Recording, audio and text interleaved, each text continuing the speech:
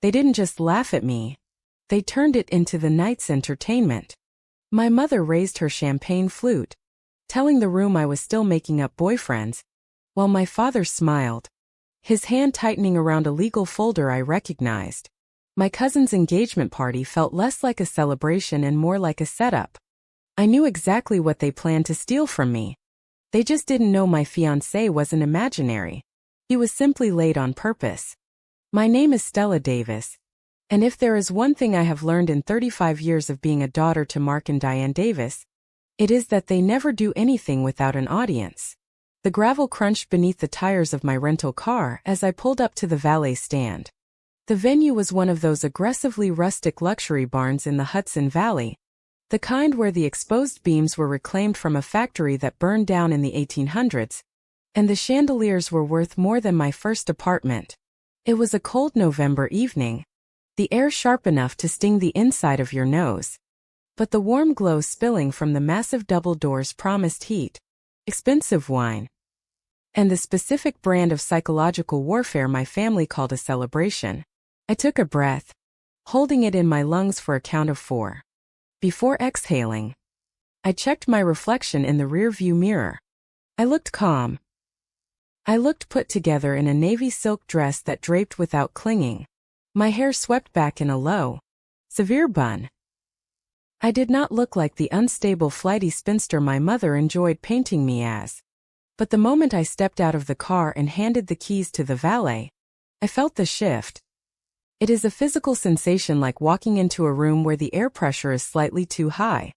My cousin Brianna Holt's engagement party was in full swing. 300 guests were already mingling under the vaulted ceiling, a sea of velvet blazers and sequined cocktail dresses. I had barely made it past the coat check when I heard it. My mother's voice. It cuts through ambient noise like a diamond drill bit. "Oh, Della," Diane Davis was saying to a group of my aunts near the entrance. "She is coming alone again." I paused, lingering in the shadow of a massive floral arrangement. I watched my mother hold court. She was wearing silver, standing straight as a rod, her face arranged in that perfect mask of long-suffering maternal concern. "We keep telling her there is no shame in being single," Diane continued, her voice pitching up just enough to ensure the table of neighbors behind her could hear. "But she insists on this story about a fiancé, a man nobody has ever met. It is heartbreaking. Really. We just play along to keep the peace." Aunt Carol tissed, shaking her head. "Duh.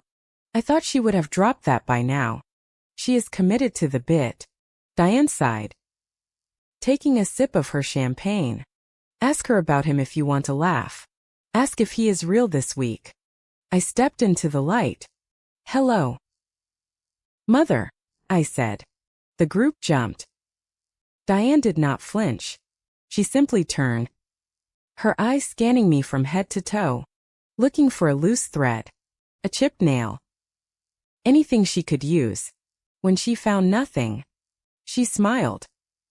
It was a terrifying expression, all teeth and zero warmth.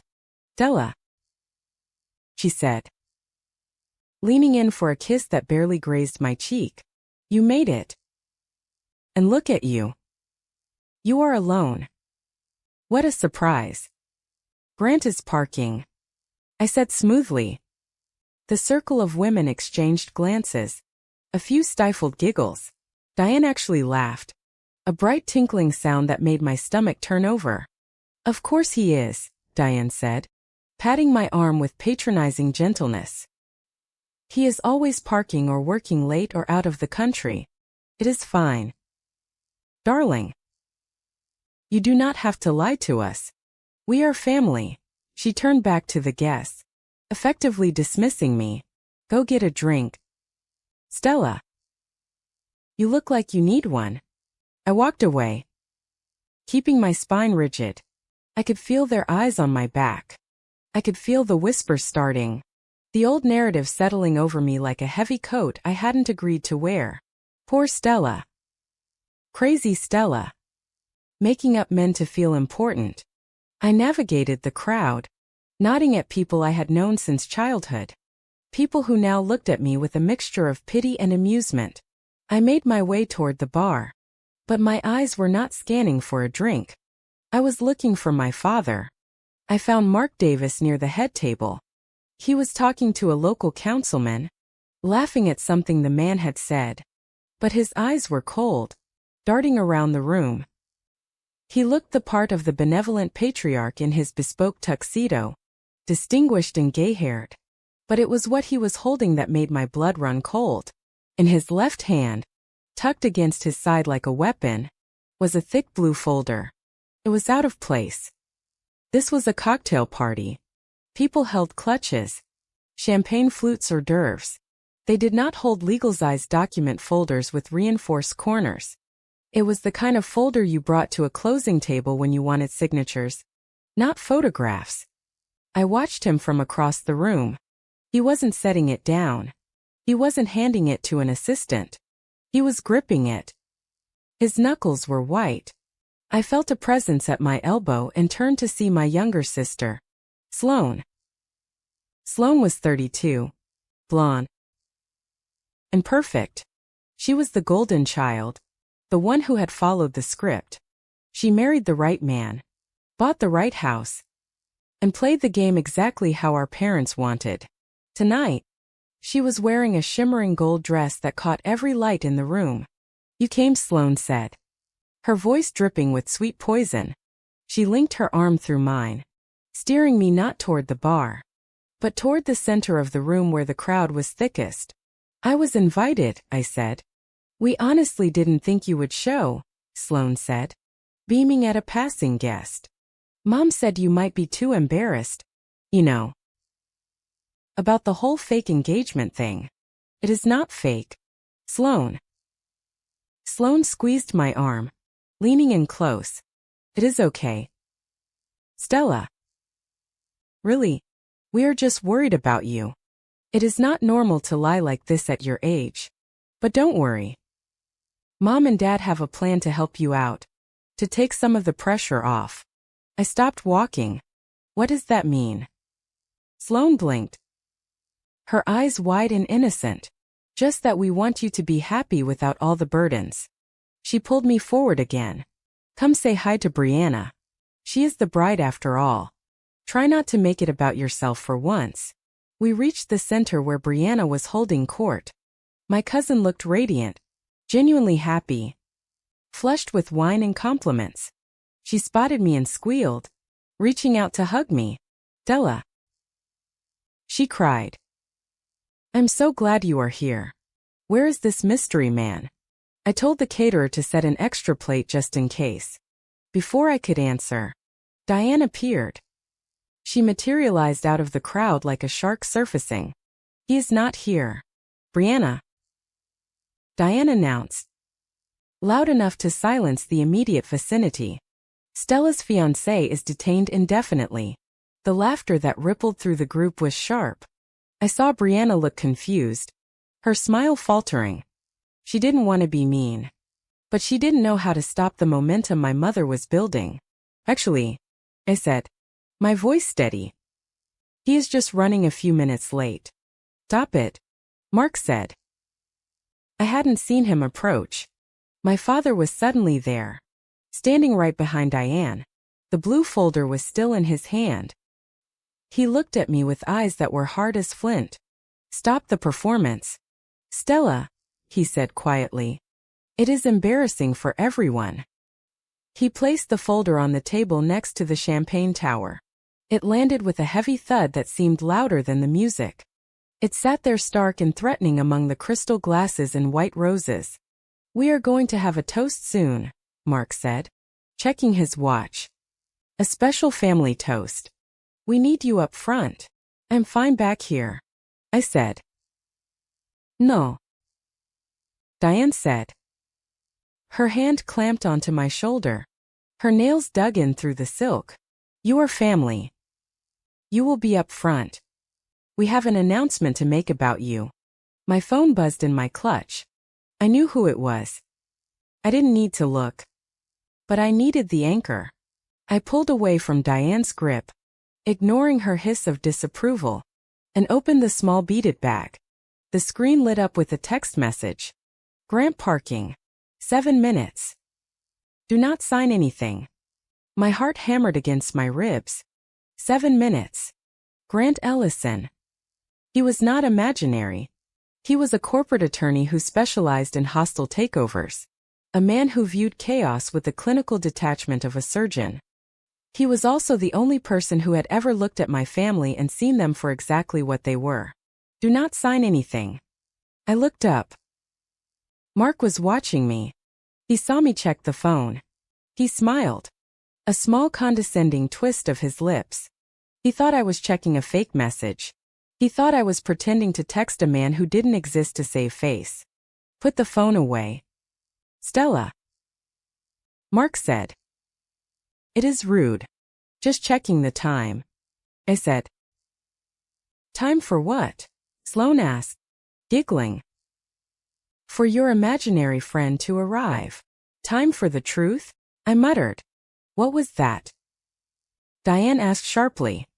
Nothing. I said.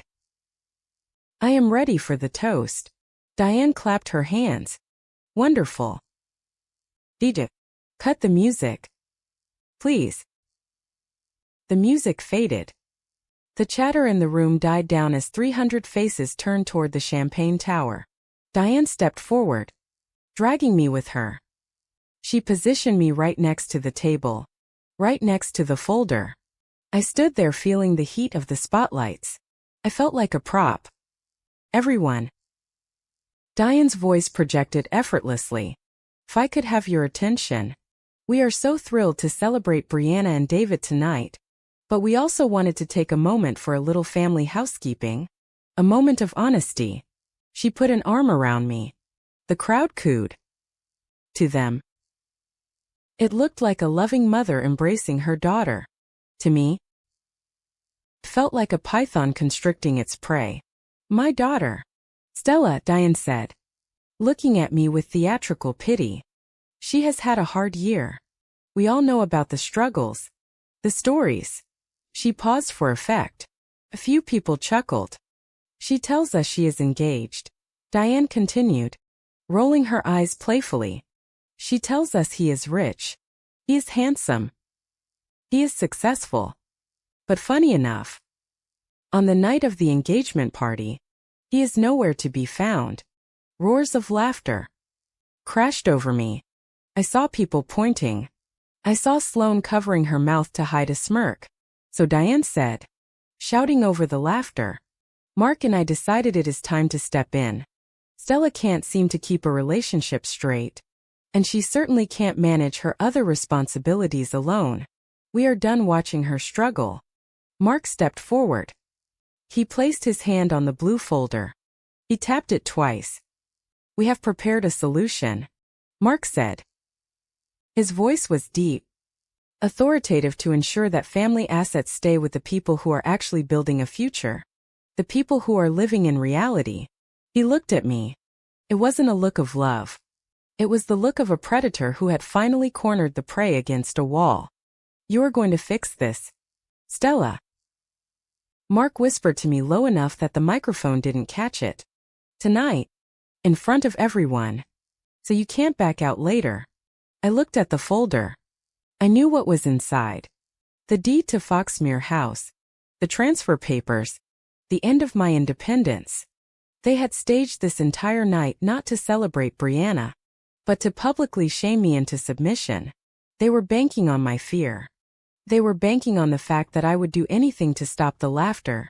Anything to get out of the spotlight. They thought I would sign my life away just to make the scene stop. I looked at the crowd. I looked at Diane pining. I looked at Mark. His hand heavy on the paperwork. I smiled. It was a soft smile.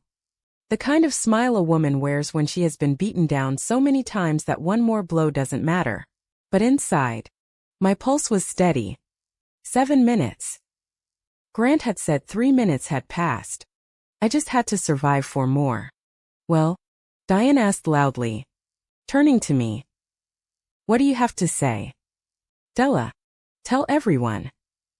Is he coming? The room went silent, waiting for the punchline, waiting for me to stutter. to make an excuse, to cry. I smoothed the front of my dress. I looked my mother in the eye. He is on his way, I said clearly. The laughter that followed was the loudest yet. It was raucous, cruel, dismissing. Diane shook her head, playing to the crowd, shrugging as if to say, I told you so. Mark opened the folder. He uncapped a heavy fountain pen and set it down on the paper. We tried, Mark said to the room, acting the martyr. We really tried. He pushed the folder toward me. I stood my ground. I didn't reach for the pen. I didn't reach for the drink. I just stood there letting the humiliation wash over me, knowing that every laugh, every joke, and every lie they told was being witnessed.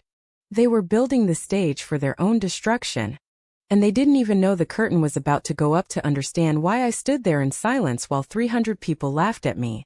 You have to understand the architecture of the Davis family. It is a structure built on very specific foundations, and everyone has an assigned load-bearing wall to support. Sloane is the ornamentation. She was born to be adored, to shine in photographs, to marry well, and to reflect glory back onto our parents. When Sloane makes a mistake, it is a charming quirk. When she overspends, she is stimulating the economy. When she fails, she is a victim of circumstance who needs a soft place to land. Brianna, my cousin, is the celebrated guest star. She is close enough to be family, but distant enough to be treated with the best manners. She gets the applause without the pressure. And then there is me, Stella. I am the utility room. I am tolerated because I am useful. I am the one called when the taxes need filing, when the reservations need to be disputed, or when a literal body needs to be buried. Metaphorically speaking, though I sometimes wonder if Mark would call me for that, too. My role is to absorb the unglamorous reality of life, so that Sloane and my parents can continue living in their curated fantasy. Growing up, I learned very quickly that in our house, history was not a fixed record of events. It was a fluid substance that my parents sculpted to suit their mood. They never attacked me with loud voices or raised hands. That would have been too crude for Mark and Diane Davis. Instead, they rewrote narratives. They did it so gently that for the first 20 years of my life, I believed them. If I got straight A's, Diane would tell the neighbors I studied too much because I had no social skills. If I made the varsity swim team, Mark would sigh and say it was good. I found a sport that hid my face. They took every achievement I had and sanded down the edges until it felt like a character flaw. They painted a portrait of me as difficult, prickly, and emotionally fragile. I became the complicated daughter, the one you had to be careful around. This brings me to the silence. I stopped sharing my life with them 5 years ago, not out of spite, but out of survival. I realized that in the Davis economy, information is currency. If I told them I loved a painting, they would tell me it was derivative. If I told them I enjoyed a new restaurant, Mark would find a health code violation report from 10 years ago just to ruin my appetite. If I introduced a friend, Diane would dismantle their character within 15 minutes, finding the one insecurity I had confided in her, and using it to drive a wedge between us. Everything I loved, they touched. And everything they touched, they bruised. So I went underground. I built a life they could not see. I bought my own apartment and told them I was renting. I got promoted to senior management and told them I was still a mid-level associate. I kept my joy in a vault where their fingerprints could not smudge it. Then I met Grant. It was a Tuesday afternoon in November. Exactly 1 year ago. We were on opposite sides of a commercial real estate closing in Manhattan. The deal was messy. The sellers were hiding structural issues and the buyers were looking for any excuse to sue. The conference room was filled with shouting men, posturing attorneys, and stressed assistants. Grant Ellison was sitting at the end of the table. He was not shouting. He was not posturing. He was reading a clause in the contract with a focus that made the rest of the room disappear. He looked up. caught my eye across the mahogany table, and gave a barely perceptible nod. It was an acknowledgement. "I see you handling the chaos," that look said. "I see that you are the only one here who actually did the reading." We went for a drink after the papers were signed. It was supposed to be professional. A quick debrief between opposing counsel. Turned into dinner. Then it turned into a walk across the Brooklyn Bridge at midnight because neither of us wanted the conversation to end. Grant was different from any man I had ever met, and certainly different from the men my parents tried to force on me. He was steady. He had an ego so low it was practically subterranean. He did not need to be the loudest person in the room because he knew he was the smartest. He listened to me. He did not listen to reply. He listened to understand. For the first time in my life, I felt seen. Not assessed. I wanted to shout it from the rooftops. I wanted to tell the world that I had found someone who made the air feel easier to breathe. But then I heard my mother's voice in my head. I imagined bringing Grant to Sunday dinner. I could picture it with terrifying clarity. Diane would make a backhanded compliment about his suit. Mark would ask intrusive questions about his billable hours, implying he wasn't quite successful enough. Sloane would flirt with him just to prove she could, and then whisper to me later that he seemed a little boring. They would not just attack him. They would try to recruit him. They would try to make him part of the joke. Poor Stella. She is so intense. Isn't she?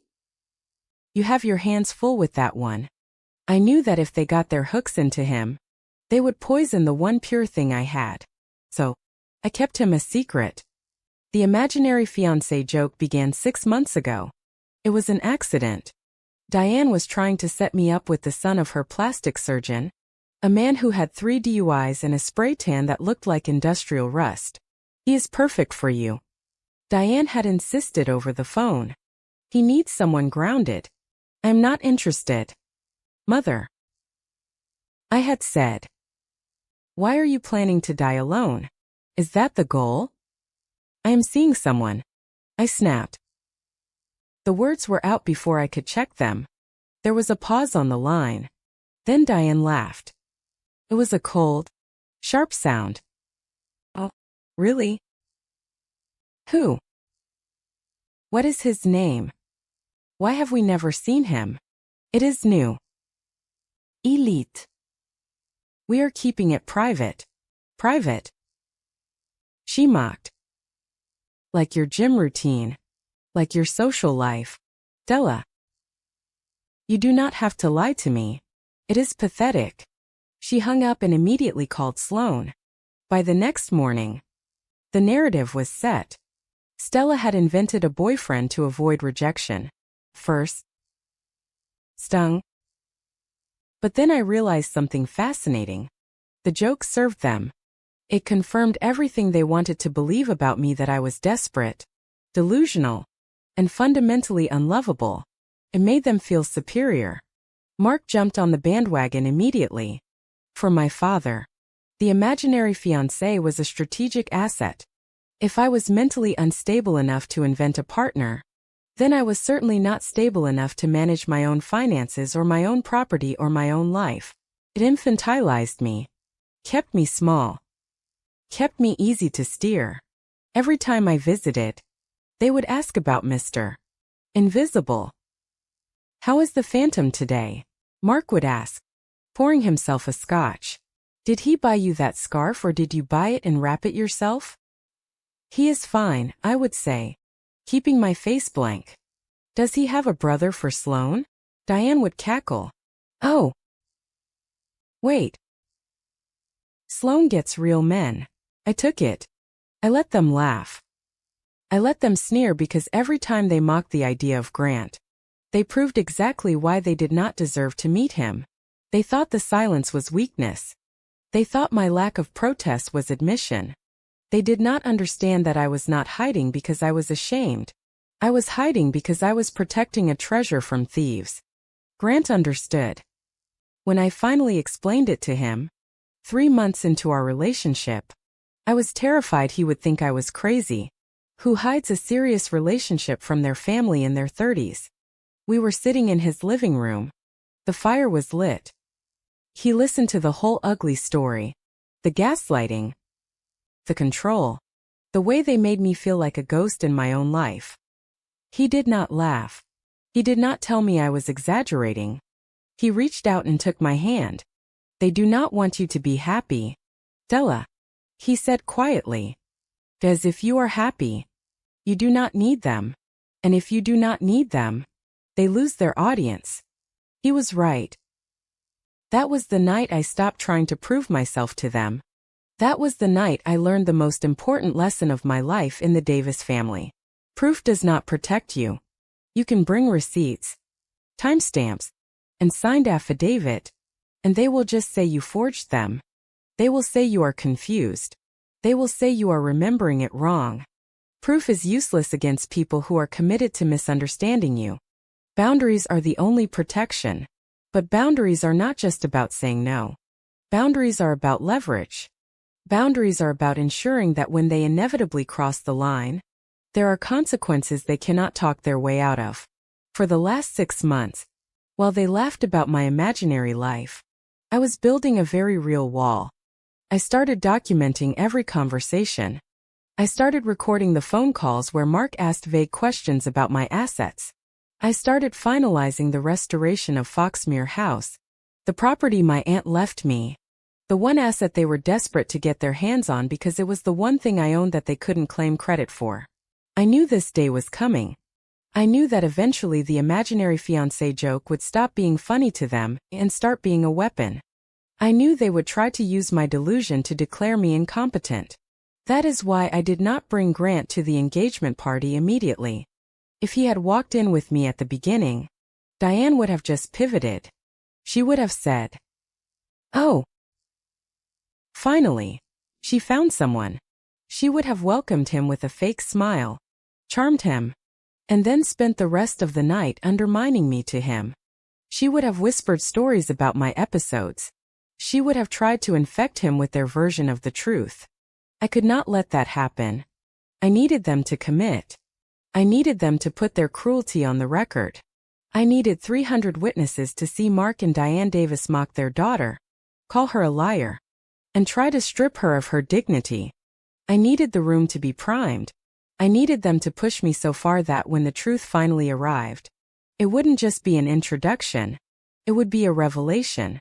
So, I stood by the champagne tower. I listened to the laughter. I watched my father uncapping his pen, so sure of his victory. I watched my mother basking in the glow of my humiliation. They thought they were breaking me. They thought they were exposing my lies. But all they were doing was proving my point. I looked at the folder. I looked at the signature tabs. I thought about the quiet mornings I spent with Grant, drinking coffee and reading the paper. I thought about the way he looked at me like I was real, like I was solid, like I was worth knowing. My parents laughed because they thought I was alone. They laughed because they thought I had no backup. They laughed because they had forgotten that the quiet child watches and learns and prepares. They were about to find out that the only thing imaginary about my life was the version of me they had created in their heads. And that version was about to expire. The blue folder sitting on the table next to the champagne tower was not a mystery to me. I did not need to open it to know what the legal jargon on page 1 said. Nor did I need to flip to the back to see the signature block waiting for my name. I knew exactly what was inside because I had spent the last 6 months watching my parents circle the subject like sharks sensing a drop of blood in the water. The prize was Foxmere House. To the guests in this room, Foxmere was likely just a name they had heard mentioned in passing. Perhaps an old, dusty estate that belonged to my late Aunt Lydia. To my parents. For a very long time, it was nothing more than a money pit. When Aunt Lydia died 3 years ago and left the deed solely to me, Diane had actually laughed. She called it a white elephant and a burden. She told anyone who would listen that Lydia had cursed me with a rotting pile of timber in the middle of nowhere. They left me alone then. They let me drive up to the Hudson Valley every weekend. They let me pour my savings into contractors, plumbers, and historical restoration specialists. They ignored me when I talked about permit applications or the cost of slate roofing. They had no interest in a crumbling Victorian, and that was bleeding cash. But that was before. What Mark and Diane did not know, because they never asked, was that Foxmere House was no longer a rotting pile of timber. For the last 2 years, I had not just been fixing it. I had been building a business. I had restored the 6 guest suites to 5-star standards. I had hired a brilliant on-site manager. I had secured partnerships with luxury wedding planners in the city. Foxmere House was now the most sought-after boutique venue in the county. It was booked solid for 18 months. It was generating revenue that rivaled Mark's annual salary, and it was doing so entirely without their input, their control, or their permission. The moment they found out, the temperature changed. It started subtly. About 6 months ago, Diane suddenly stopped calling it that old house and started calling it the family estate. She would drop comments at dinner about how important it was to preserve our legacy, as if she had ever spent a single afternoon scraping wallpaper or negotiating with electricians. Then came the meetings with Mark. My father loves a meeting. He loves the theater of sitting behind a desk, steepling his fingers, and explaining the world to people he deems less intelligent. He started summoning me to his study on Sunday afternoons. I have been looking at the liability structures, Della, he would say, sliding a spreadsheet across the mahogany that he had clearly mocked up himself. You are exposed. Dangerously exposed. I have insurance. Dad, I would reply. I have an LLC. I am fine. You think you are fine? He would counter, his voice dropping to a tone of grave concern. But you are one slip and fall lawsuit away from bankruptcy. And think of the taxes. The capital gains alone will crush you if you don't structure this correctly. You are drowning. Honey, you just don't know it yet. He never offered advice. He offered fear. We can help you. He would say eventually. I have spoken to our family trust attorneys. We can fold Foxmere into the Davis Family Trust. We will handle the administration, the taxes, the headaches. You can just enjoy the artistic side. We will protect you. Translation.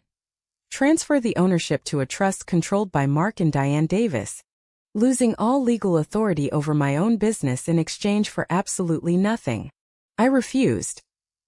I did it politely. First, I thanked him for his concern and told him my own accountant was handling it. That was when the tactics shifted from concern to coercion. Sloan was deployed next. My sister does not understand business, but she understands desire. She began dropping hints that were about as subtle as a sledgehammer. Brianna is getting married soon, Sloan said to me one afternoon while we were shopping. She is so stressed about venues. Everything is so corporate. That is too bad, I said, looking at a rack of scarves. Foxmere would be perfect, Sloan said, watching me in the mirror. Ideally, it should stay in the family. You know. Like really stay in the family. Imagine if Brianna could actually start her life there. Not just rent it, but have it as a security blanket. Sloan, I said, turning to face her. I am not giving Brianna an in worth $2 million as a wedding gift. Sloan rolled her eyes. You are so transactional, Stella. It is about family. Mom says you are being greedy. She says you are hoarding it. Hoarding the thing I built. Hoarding the thing I saved. The pressure mounted. The phone calls became more frequent. Diane would call me late at night weeping about how I was tearing the family apart by keeping secrets and excluding them from my success. Mark would send me articles about small business failures and highlight the paragraphs about foreclosure. Then the invitation for this party arrived. It was peculiar from the start. An engagement party at the Gilded Barn. This venue cost nearly $30,000 just to unlock the doors. Brianna's fiancé David was a junior architect. Brianna was a part-time yoga instructor. Who was paying for this? And why was the invitation so specific? The card had arrived with a handwritten note from Diane on the back. Della, Just you. Please. We want this to be an intimate family night. No distractions. No distractions meant no witnesses. It meant no Grant. I might have walked into the trap blindly if it hadn't been for the voicemail. It happened 3 weeks ago. It was a Tuesday evening and I was in the kitchen with Grant making pasta. My phone buzzed on the counter. It was a voicemail from Diane. I assumed it was another guilt trip about Sunday dinner. I put it on speaker so Grant could hear the latest installment of the drama. But when the message played, it wasn't Diane talking to me. It was a pocket dial. There was the muffled sound of fabric moving, and then my mother's voice came through. Tiny but unmistakable. She was talking to someone in the room with her. She is stubborn. Mark. Diane was saying she is not just going to hand it over. She will if she feels like she has no choice. Mark's voice replied. It was distant. But I knew that tone. It was his closing the deal voice. We have to corner her. The engagement party is the best leverage we have. It is risky. Diane said. It is necessary. Mark snapped. That property is the only liquid asset worth anything right now. If we don't get Foxmere into the trust before the end of the quarter, we are going to have to liquidate the portfolio. We need that equity. Diane. I froze. Grant stopped stirring the sauce. The portfolio. Diane asked. I thought we had time. We are out of time. Mark said. I need her signature. Draft the transfer. Make it look like a gift. A gift to Brianna. She can't say no to her cousin in front of 300 people. She doesn't have the spine for it. And if she reads it, she won't read it. Mark scoffed. We will do it during the toasts. High emotion. Lots of champagne. I will put the pen in her hand and tell her to sign. She will do it just to stop everyone from looking at her. You know how she is. She hates a scene. There was a pause. The static hissed. Once it is signed, Diane said, her voice dropping to a conspiratorial whisper, she can't undo it. We will file it Monday morning. By the time she realizes what happened, we will have power of attorney over the asset. The recording ended. I stood there in my kitchen staring at the phone. The silence that followed was heavy, suffocating. It wasn't about love. It wasn't about concern. It wasn't even about control. Really, it was about money. My parents, the great pillars of the community, were broke. Or at least, they were leveraged to the hilt. They had spent decades living a life they couldn't afford. And now the walls were closing in. They didn't want to help me run Foxmere. They wanted to strip mine it. They wanted to take the equity I had built and use it to plug the holes in their own sinking ship. And they were willing to ambush me at my cousin's engagement party to do it. Grant walked over and took the phone from my hand. He saved the audio file. Then he emailed it to himself. Then he looked at me. They are counting on you staying polite, Grant said.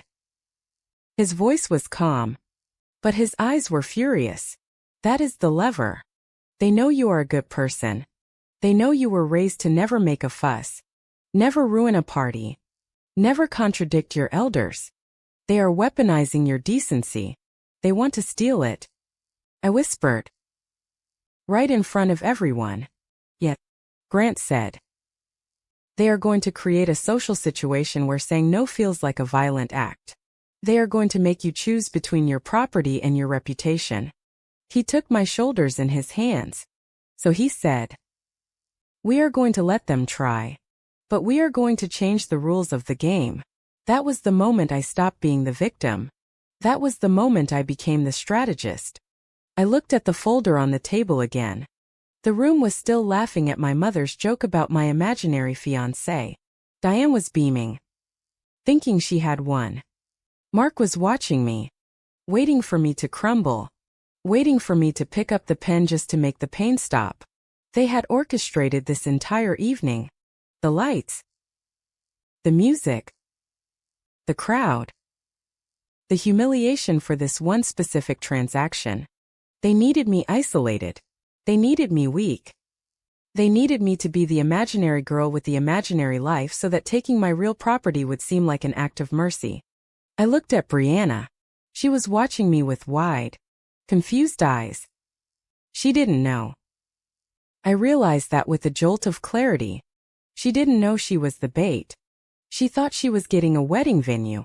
She didn't know she was being used as a human shield for a corporate theft. Mark cleared his throat. The sound was amplified by the microphone. "Della," he said, his voice dripping with faux patience. "We are waiting. It is a simple signature. For the family."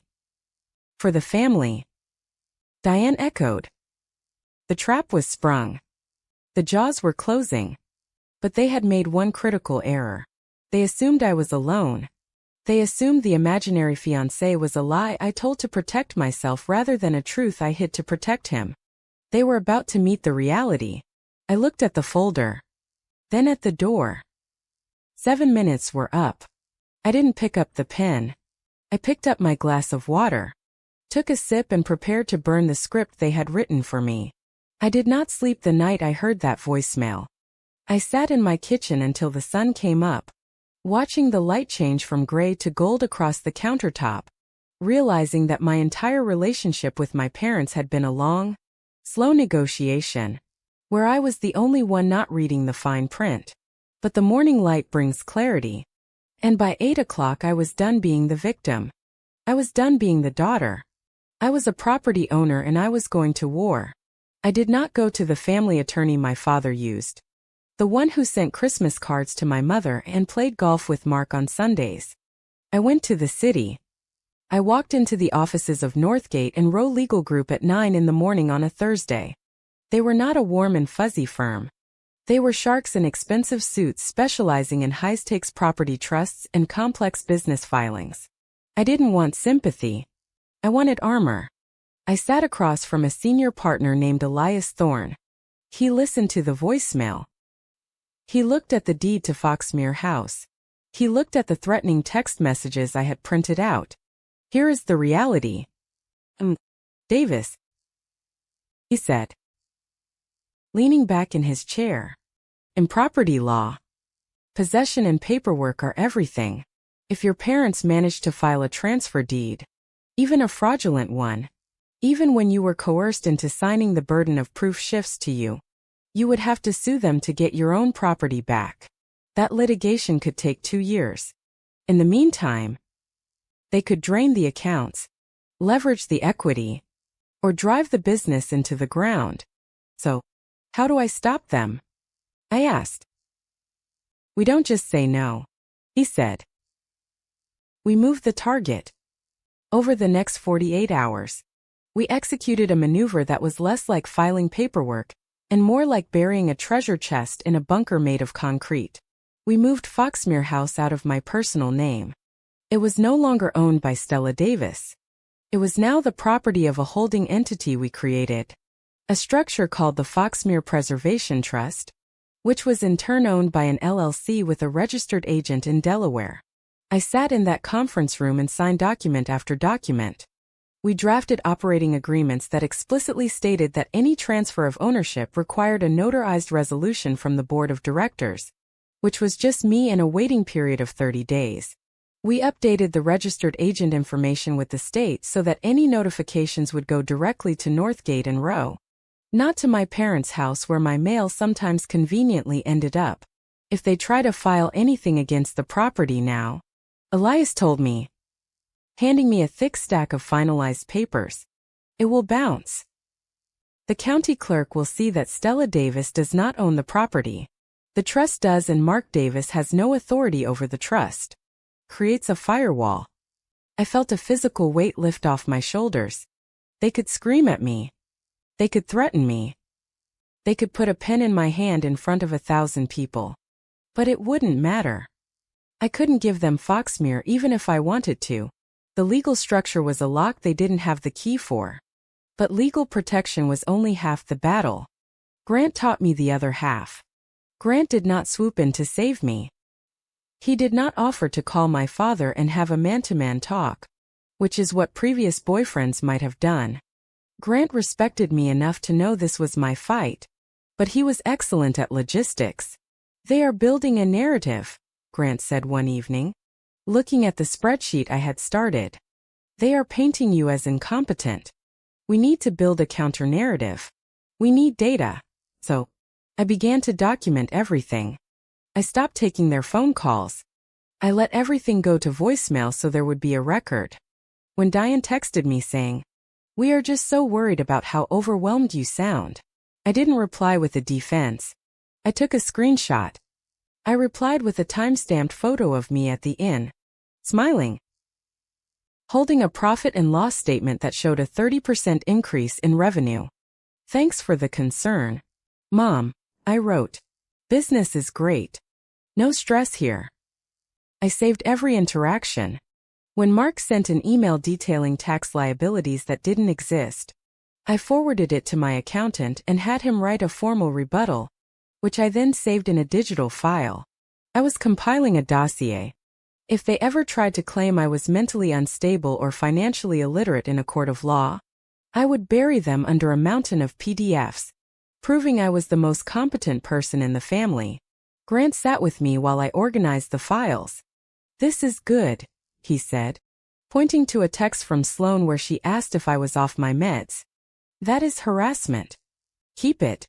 It proves intent to gaslight." It was clinical. It was cold.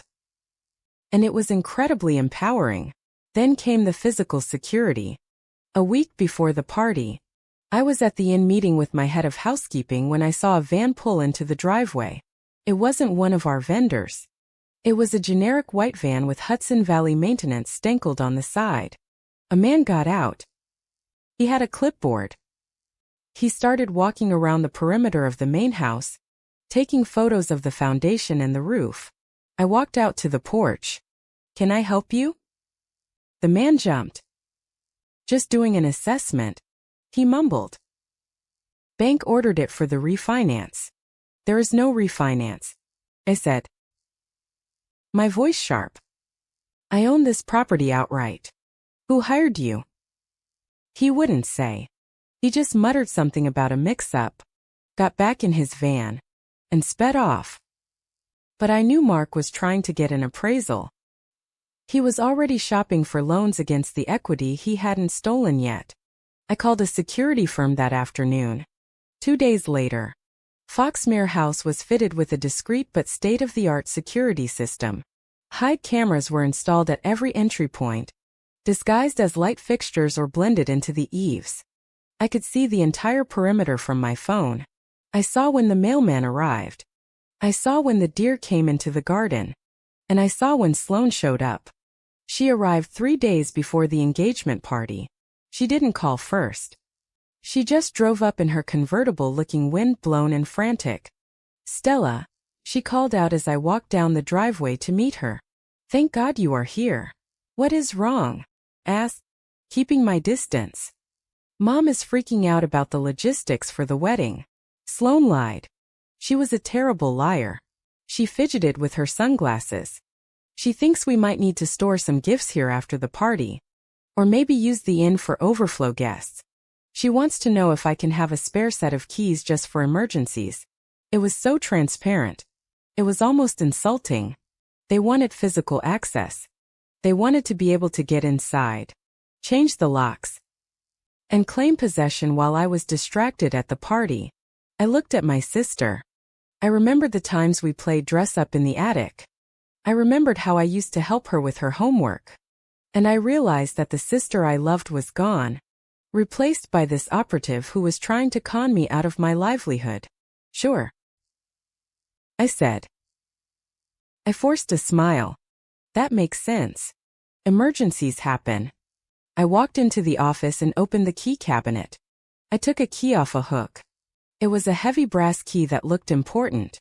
It belonged to the original 1920s lock on the side service door, a lock I had replaced 6 months ago when we renovated the kitchen. I walked back out and pressed the cold metal into Sloane's hand. "Here," I said. "This opens the side entrance." The alarm code is 1234.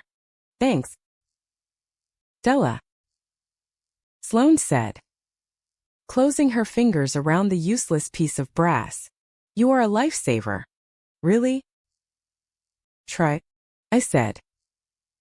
She drove away, thinking she had the keys to the kingdom. You wanted to go. Then I pulled out my phone and checked the camera feed. The system was active. The real locks were secure. The alarm code I gave her would trigger a silent alert to the police if anyone actually tried to punch it into the keypad.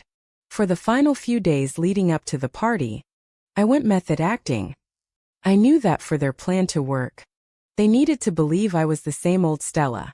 They needed to believe I was cowed, anxious, and desperate for their approval. If I acted confident, they might abort the plan. They might try something else. I needed them to spring the trap at the party where the witnesses were. So, I played the part. I called Diane and let my voice shake. I am just so nervous about coming alone. Mom, I whined into the phone. I don't know if I can handle people staring at me. Oh, honey, Diane cooed, sensing blood. Just come. We will take care of you. We will make sure everything is sorted out. Trust us. I told Mark I was having trouble with the property taxes. I don't understand these forms, Dad, I said. It is all so confusing. Don't worry about it, Mark said, his voice thick with satisfaction.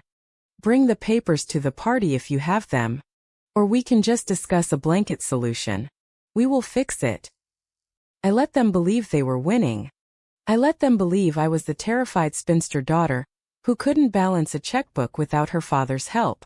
I let them build their confidence up, brick by brick, until it was a tower so high that the fall would be catastrophic.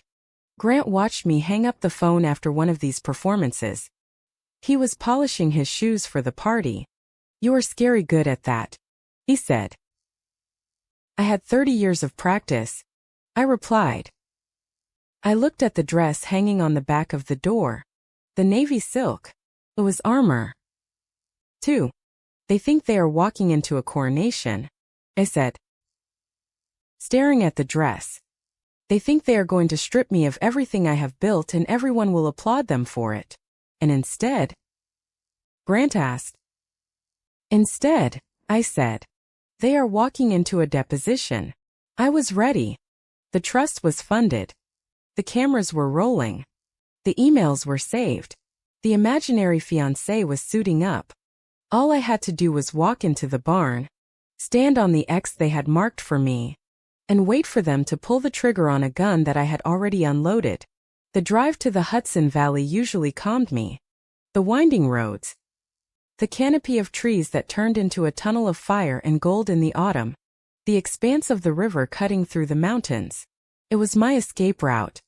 But today, as I navigated the final stretch of highway toward the venue, the landscape felt less like a sanctuary and more like a closing cage. I arrived at the gilded barn an hour before the official start time. This was strategic. I wanted to see the stage before the actors took their places. I wanted to see the wires and the trapdoors before they were covered in flowers and tulle. The venue was impressive. I had to admit it was a massive renovated structure with floor-to-ceiling glass walls on one side overlooking a manicured meadow. But as I walked through the heavy oak doors, the first thing I noticed wasn't the architecture. It was my mother. Diane Davis was not the host of this party. My aunt and uncle, Brianna's parents, were technically footing the bill. Or at least that was the polite fiction. But Diane was the one standing in the center of the room, pointing a manicured finger at a terrified catering manager. No. No, I heard her say, her voice sharp enough to slice through the ambient jazz music. The champagne tower needs to be 3 feet to the left. It needs to catch the light from the chandeliers. If it is in the shadow, it looks cheap. Move it. She turned and saw a waiter adjusting a floral arrangement. And you? That tablecloth is crooked. Fix it. Honestly. Do I have to do everything myself? She was directing the staff with the proprietary air of a woman who owned the place. She was moving through the room, adjusting place cards, checking sightlines, and claiming territory. It was a power move. By acting like the hostess, she was establishing herself as the authority figure in the room. When she spoke later, people would listen because she had already trained them to watch her. I stayed in the entryway for a moment watching her. It was a masterclass in social dominance. She wasn't just organizing a party. She was curating a reality. Stella. The voice came from my left. I turned to see my father, Mark. He emerged from the shadows of the coat check area like he had been waiting for me. He was wearing his tuxedo, the satin lapels gleaming under the warm lights. He looked distinguished. He looked trustworthy. He looked dangerous. "Hello, Dad," I said. He stepped into my personal space, bypassing a handshake to grip my upper arms. It was a gesture that mimicked affection, but felt like restraint. "I am glad you came early," he said, his voice dropping to that low, confidential register he used when he was about to lie to a client. "We need to get some things settled before the chaos starts. Before the wine starts flowing." "Settled?" asked, keeping my face blank. "I thought we were here to toast Brianna." "We are," Mark said, guiding me toward a quiet corner near the bar, away from the staff. "But we are also here to look out for you. Stella. Your mother and I have been talking. We are worried. You look tired." "I am fine," I said. "You are not fine," he corrected me, his tone gentle, paternal, and completely dismissive of my reality. "You are running yourself ragged with that property, Foxmere. It is too much for one person. The maintenance, the taxes, the liability. It is a crushing weight. We can see it in your face." I wasn't tired. I was actually in the best shape of my life. I had just completed a triathlon 2 months ago. But Mark needed me to be weak. So, he simply decided I have it under control. I said softly, playing my part. "That is what you think." Mark sighed, shaking his head. "But you are not a business person, Stella. You are a creative soul. You shouldn't be bogged down in legal filings and tax codes. We want to liberate you. We want to handle Foxmere for you. Fold it into the family trust so you can just breathe." He squeezed my arm. "We are going to take care of it tonight. A fresh start." "Tonight?" I asked, widening my eyes slightly. "Here. It is the perfect time," he said, smiling. "Surrounded by family. A celebration of new beginnings. Just follow our lead. Honey. Don't fight it. It is already in motion." He patted my cheek. 2 sharp, patronizing taps, and walked away to greet a local judge who had just arrived. I stood there, feeling the cold spot on my cheek where his hand had been. It is already in motion. I moved deeper into the room. The air was smelling of expensive perfume and anticipation. I needed a drink of water. I needed to ground myself.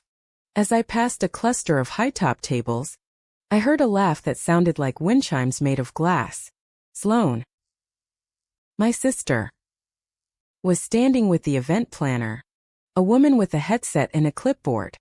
Sloane looked stunning in her gold dress, the picture of the supportive cousin. She was holding a glass of Prosecco and gesturing animatedly. I slowed my pace, pretending to examine a centerpiece so I could listen. "And definitely for the spring season," Sloane was saying. "We want to lock in those dates early. I have already talked to a few vendors about the tent setup on the south lawn. The drainage there is much better." I froze. The south lawn. The drainage. Those were specific details about Foxmere House. Sloane wasn't talking about Brianna's wedding, which was happening at a country club in 6 months. She was talking about my property. She was talking about booking vendors for a venue she did not own on land she had not stepped foot on in 3 years. Wonderful, the planner said. Scribbling notes and the contract. Oh, we will have the authorized signature for you by Monday, Sloan said breezily. Ideally, we want to start marketing it as a premier package immediately. My stomach turned over. They weren't just planning to take the deed. They had already pre-sold the business. They were so confident that I would crumble that they were making commercial commitments based on my capitulation. I walked past them. Sloan didn't see me. Or if she did, she didn't care. She was too busy selling my future. I found Brianna near the DJ booth. She was the only person in the room who seemed to be vibrating with genuine uncalculated joy. She was showing her ring to a group of friends, the diamond catching the strobe lights. Stella. She shrieked when she saw me, pulling me into a hug that smelled of vanilla and hairspray. You are here. Is he here? The mystery man. He is parking. I said automatically. I can't wait to meet him, Brianna said, beaming. Then her expression softened, becoming conspiratorial. She leaned in close. And Stella Mom told me. I stiffened. Told you what about the gift? Brianna whispered. She said you are giving me something huge. Something incredible. I told her that is crazy that you don't have to do that. But she said you insisted. She said, is it your way of I don't know? Making up for lost time. My heart hammered against my ribs. Making up for lost time. That was the narrative Diane had spun. That I was the absentee cousin. The selfish recluse. And this grand gesture was my apology. Brianna. I started. You don't have to say anything. Brianna interrupted, squeezing my hand. I am overwhelmed. Thank you. Really? She turned back to her friends before I could correct her. I couldn't correct her. Not here. Not yet. If I told her the truth now, I'm giving you nothing. And your aunt is a liar. I would be the villain who ruined the engagement party before it even started. I backed away. I felt like I was walking through a minefield where every step triggered a new layer of manipulation. I needed to find a corner. I needed to find a wall to put my back against. I drifted toward the back of the room where a memory lane table had been set up. It was a standard engagement party feature: photos of the couple, baby pictures, embarrassing snapshots from college. I scanned the frames looking for a distraction. There was Brianna at graduation. There was David on a ski trip. There was Brianna and Sloan at the beach. And there, right in the center, in a silver frame that was slightly larger than the others, was a photograph of a house. It was Foxmere House. It wasn't a casual snapshot. It was a professional architectural photo. In fact, I recognized it. It was from the marketing brochure I had commissioned last year. They had downloaded it from my website, printed it, and framed it. It sat there among the family memories as if it belonged to them, as if it were already part of the whole Davis communal pot. Beautiful. Isn't it? I jumped. A woman was standing beside me. I recognized her vaguely. Mrs. Abernathy. A friend of my mother's from the garden club. She was holding a martini and looking at the photo of Foxmere with approval. It is, I said tightly. So noble of you, Mrs. Abernathy said, turning her gaze to me. Her eyes were glittering with that specific mix of admiration and pity that wealthy women reserve for those they deem less fortunate. Diane told us everything. Selling the inn to keep it in the family. Giving the proceeds to the trust. It takes a big person to admit when they are in over their head. I felt the blood drain from my face. Selling the inn. That was the story. They hadn't just told people I was giving it to Brianna. They had told people I was selling it to the family trust because I was failing. They had painted me as the distressed business owner being bailed out by her benevolent parents. I started to speak, but the words caught in my throat. If I denied it now, I would look ungrateful. I would look unstable. Oh, poor Stella. She agreed to the sale yesterday, and now she is confused again. Excuse me. I murmured and walked away. My phone buzzed in my clutch. I pulled it out, shielding the screen from the prying eyes of the room. Grant. They have told people a story already. I can hear the valet talking about the big announcement. That means paperwork exists somewhere. Look for it. I looked up. I scanned the room. The party was filling up. The noise level was rising. Waiters were circulating with trays of crab cakes. Diane was near the front, laughing with the photographer. Mark was checking his watch, and then I saw it. It wasn't hidden. It wasn't discreet. It was sitting on a small round table right next to the champagne tower, the focal point of the entire room, the blue folder.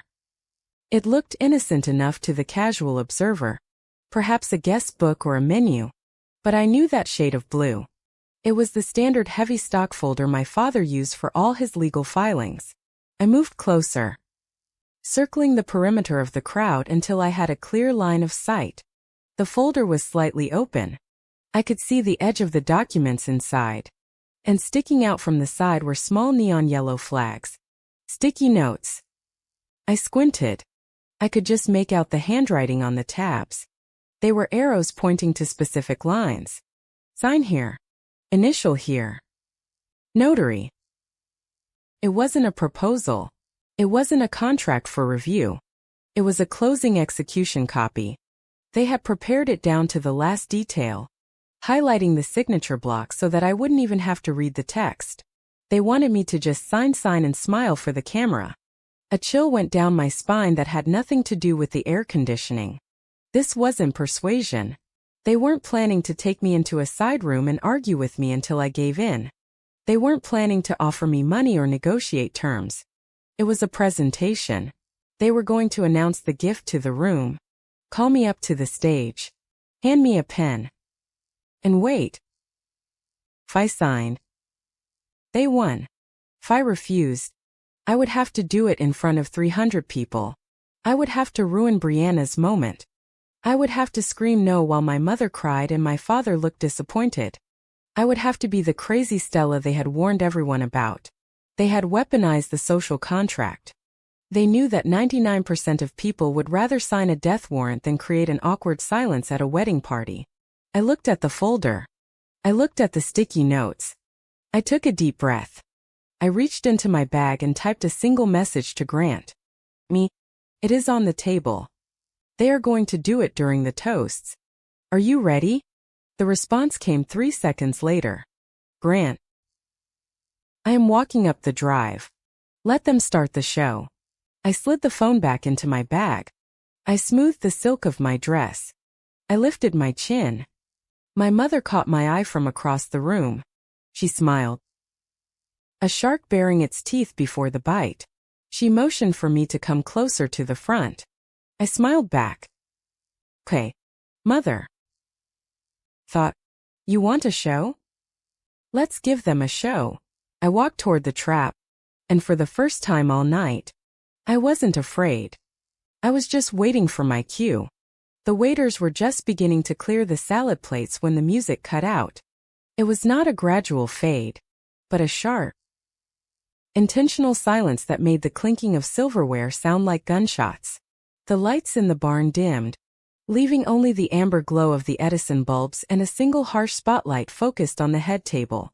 I was sitting at table 12 near the back, sandwiched between a deaf great-aunt and a cousin who was currently explaining his cryptocurrency portfolio. I had kept my head down. I had sipped my water. I had waited. Then the microphone feedback screeched and my mother's voice filled the room. If I could have everyone's attention, please. Diane was standing by the champagne tower. She held the microphone with a practiced ease, her other hand resting on Mark's shoulder. They looked like a campaign poster. The perfect couple. The benevolent patriarch and matriarch. We know dessert is coming, Diane beamed, her smile stretching tight across her face. But before we get to the cake, Mark and I wanted to create a special family moment. A surprise. The word surprise rippled through the crowd. People shifted in their chairs, angling for a better view. I saw Brianna look up from the head table, her eyes wide. She looked excited. She grabbed David's hand. "Stella." Diane called out. Her voice was sweet, but it was a summons, not a question. "Stella. Darling. Could you come up here? We need you for this." The spotlight swung. It swept across the room, blinding guests momentarily until it landed on me. I froze. This was it. The walk of shame disguised as a walk of honor. "Go on," my cousin urged, nudging my elbow. "They are calling you." I stood up. My legs felt heavy, but my spine was still. I smoothed the front of my navy dress and began to walk.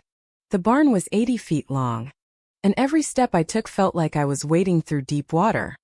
I could feel the eyes of 300 people on me. I could hear the whispers. "That is the sister. The one with the fake boyfriend. The one who is struggling." I reached the front. Diane reached out and pulled me into the circle of light. She positioned me between herself and the table with the champagne tower. The table where the blue folder sat. "Thank you, everyone," Diane said, addressing the room while keeping a grip on my arm that was tight enough to bruise. "You all know our daughter Stella, and you know that this family believes in supporting each other through the hard times as well as the good." She paused for effect. A hushed silence fell over the room. She was masterful at this, creating a vacuum of intimacy in a public space. "Stella has been incredibly brave," Diane continued, her voice trembling with manufactured emotion. "She has been trying to manage her aunt's old property, Foxmere House, all on her own. And we have watched her. We have seen the stress. We have seen the overwhelm. We have seen the toll it takes on a young woman to carry such a heavy burden alone." I stared at the crowd. I saw Mrs. Abernathy nodding sympathetically. I saw Sloane in the front row, dabbing at dry eyes with a napkin. So Mark stepped in, his voice booming and authoritative. "We decided to step in. We decided that family protects family." He reached for the folder. He picked it up with both hands, presenting it to the room like it was a holy relic. "We are officially taking the burden of Foxmere House off Stella's shoulders," Mark announced. There was a smattering of applause. People thought he meant they were paying my mortgage or hiring me staff. They didn't understand he meant theft, and Diane interrupted, raising her voice to build the crescendo. "We are keeping it in the family, in honor of this beautiful engagement, and to ensure that Brianna and David start their life with true security. We are transferring the ownership of Foxmere House to the couple." The room exploded. Gasps turned into cheers. Guests stood up. Brianna covered her mouth with her hands, tears streaming down her face. It was the perfect wedding gift. A historic estate. Business. A legacy. It was generous. It was grand.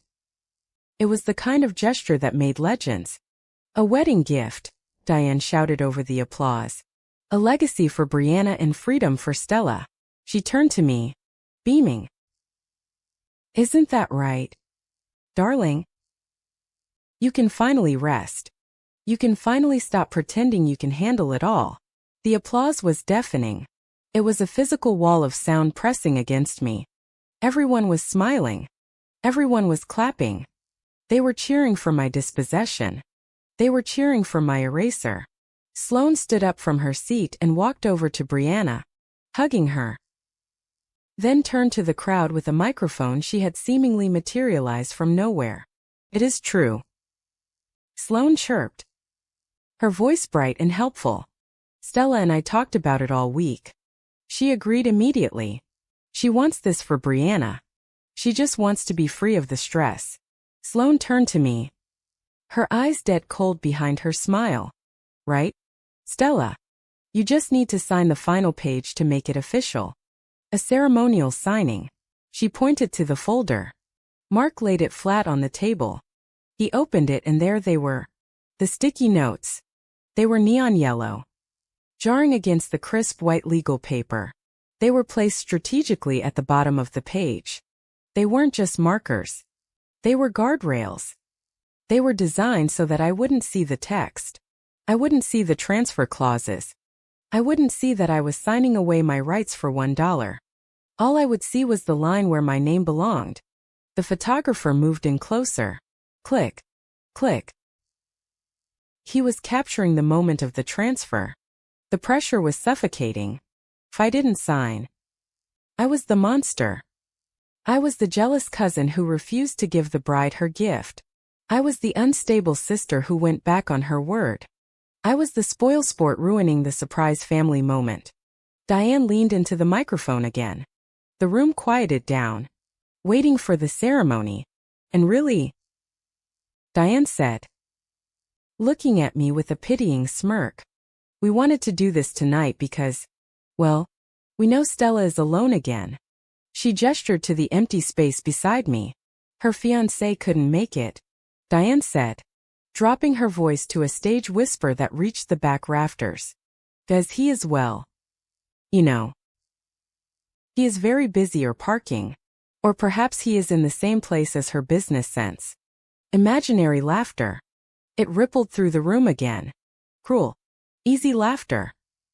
It was the final nail. They were stripping me of my credibility before I even opened my mouth. She is crazy. She makes things up. She needs us to save her. Mark uncapped the pen. It was a heavy Mont Blanc, black with gold trim. He held it out to me. He didn't look at the crowd. He looked only at me. His eyes were hard, flat, and terrifying. He slid the pen across the tablecloth. It made a soft hissing sound on the linen. It stopped to and from my hand. Don't embarrass us, Mark whispered. His lips barely moved. Just sign the paper, Stella. Do not make a scene. Everyone is watching, Sloane added, stepping up beside me, placing a hand on my back that felt like a claw. Do it for Brianna. Don't be selfish. I looked at the pen. I looked at the signature line. Grant her Stella Davis. I looked at Brianna. She was watching me, her face glowing with expectation. She was waiting for me to hand her a future I had built with my own blood and sweat. I looked at the crowd. 300 faces. Waiting for the climax of the play. I took a breath. The air tasted of expensive perfume and betrayal. I did not pick up the pen. I looked up straight into my father's eyes. I am not signing anything tonight, I said. I didn't shout it. I didn't scream it. I spoke it with the calm, level volume of a woman ordering coffee. But the microphone on the podium picked it up. The words hung in the air. I am not signing anything tonight. The applause died instantly. The room went silent. It was a heavy, awkward silence. The kind that happens when an actor forgets their lines or a prop breaks on stage. Brianna's smile faltered. Stella. Mark's face turned a shade of purple I had only seen once before when he lost a major client. His hand twitched toward the folder. Stella, he hissed louder this time. Pick up the pen. No, I said. The silence stretched. It became unbearable. A guest in the front row coughed. A glass clinked somewhere in the back. Then Diane laughed. It was a shrill, frantic sound. She threw her head back, laughing as if I had just told the funniest joke in the world. She grabbed the microphone, desperate to bridge the gap, desperate to pull the narrative back from the cliff edge. Oh! Listen to her, Diane cried, wiping a fake tear from her eye. Always the comedian. She loves to tease us. She loves the drama. She is just having a moment. Everyone. She gets cold feet. She turned to me, her eyes wide and manic, pleading and threatening all at once. It is just a signature. Silly girl, Diane said through her teeth, her voice amplified to a boom. Stop playing games. We all know you are going to sign. You promised. I never promised, I said. And I am not signing. Of course you are, Diane shrieked, her composure cracking. She grabbed my hand, physically grabbed my wrist, and tried to force it toward the pen. Stop acting like a child. Sign the paper. The crowd murmured. This wasn't funny anymore. This was physical. This was wrong. I yanked my hand back. I said no. I repeated. Why? Sloane cut in, her voice sharp, trying to turn the crowd against me. Because you are jealous. Because you can't stand to see Brianna happy. Because you want to keep that rotting house all to yourself. Because it is not a rotting house, I said, my voice steady. And because it is not yours to give. Mark slammed his hand down on the table. The champagne glasses rattled. That is enough. He roared. The mask of the benevolent father slipped, revealing the bully underneath. You are making a fool of yourself. You are ruining your cousin's night. You are unstable. Stella. We are trying to help you. Help me, I asked. Yet, Mark shouted. You can't manage this. You can't even manage a relationship. You create imaginary boyfriends because you are too broken to function in the real world. Now, pick up the pen and sign the transfer before I have you declared incompetent. The room gasped. He had gone too far. He had said the quiet part out loud. He stood there, chest heaving, pointing a finger at my face. He thought he had crushed me. He thought that by invoking my brokenness, he had won the argument. I looked at him. I looked at the folder with its neon tabs. I looked at the pen lying on the table, and then I smiled. You are right about one thing, Dad, I said into the silence. I did keep my relationship private. I turned my head toward the massive barn doors at the back of the room. But he is not imaginary, I said clearly. He was just waiting for the right moment to walk in. I looked back at Diane. Her smile was gone. Her face was gray. And I think, I added, he has seen enough. The silence that followed my declaration was not the respectful kind. It was the confused, heavy silence of a room trying to decide which version of reality to believe. I had just told them my partner was real, present, and watching.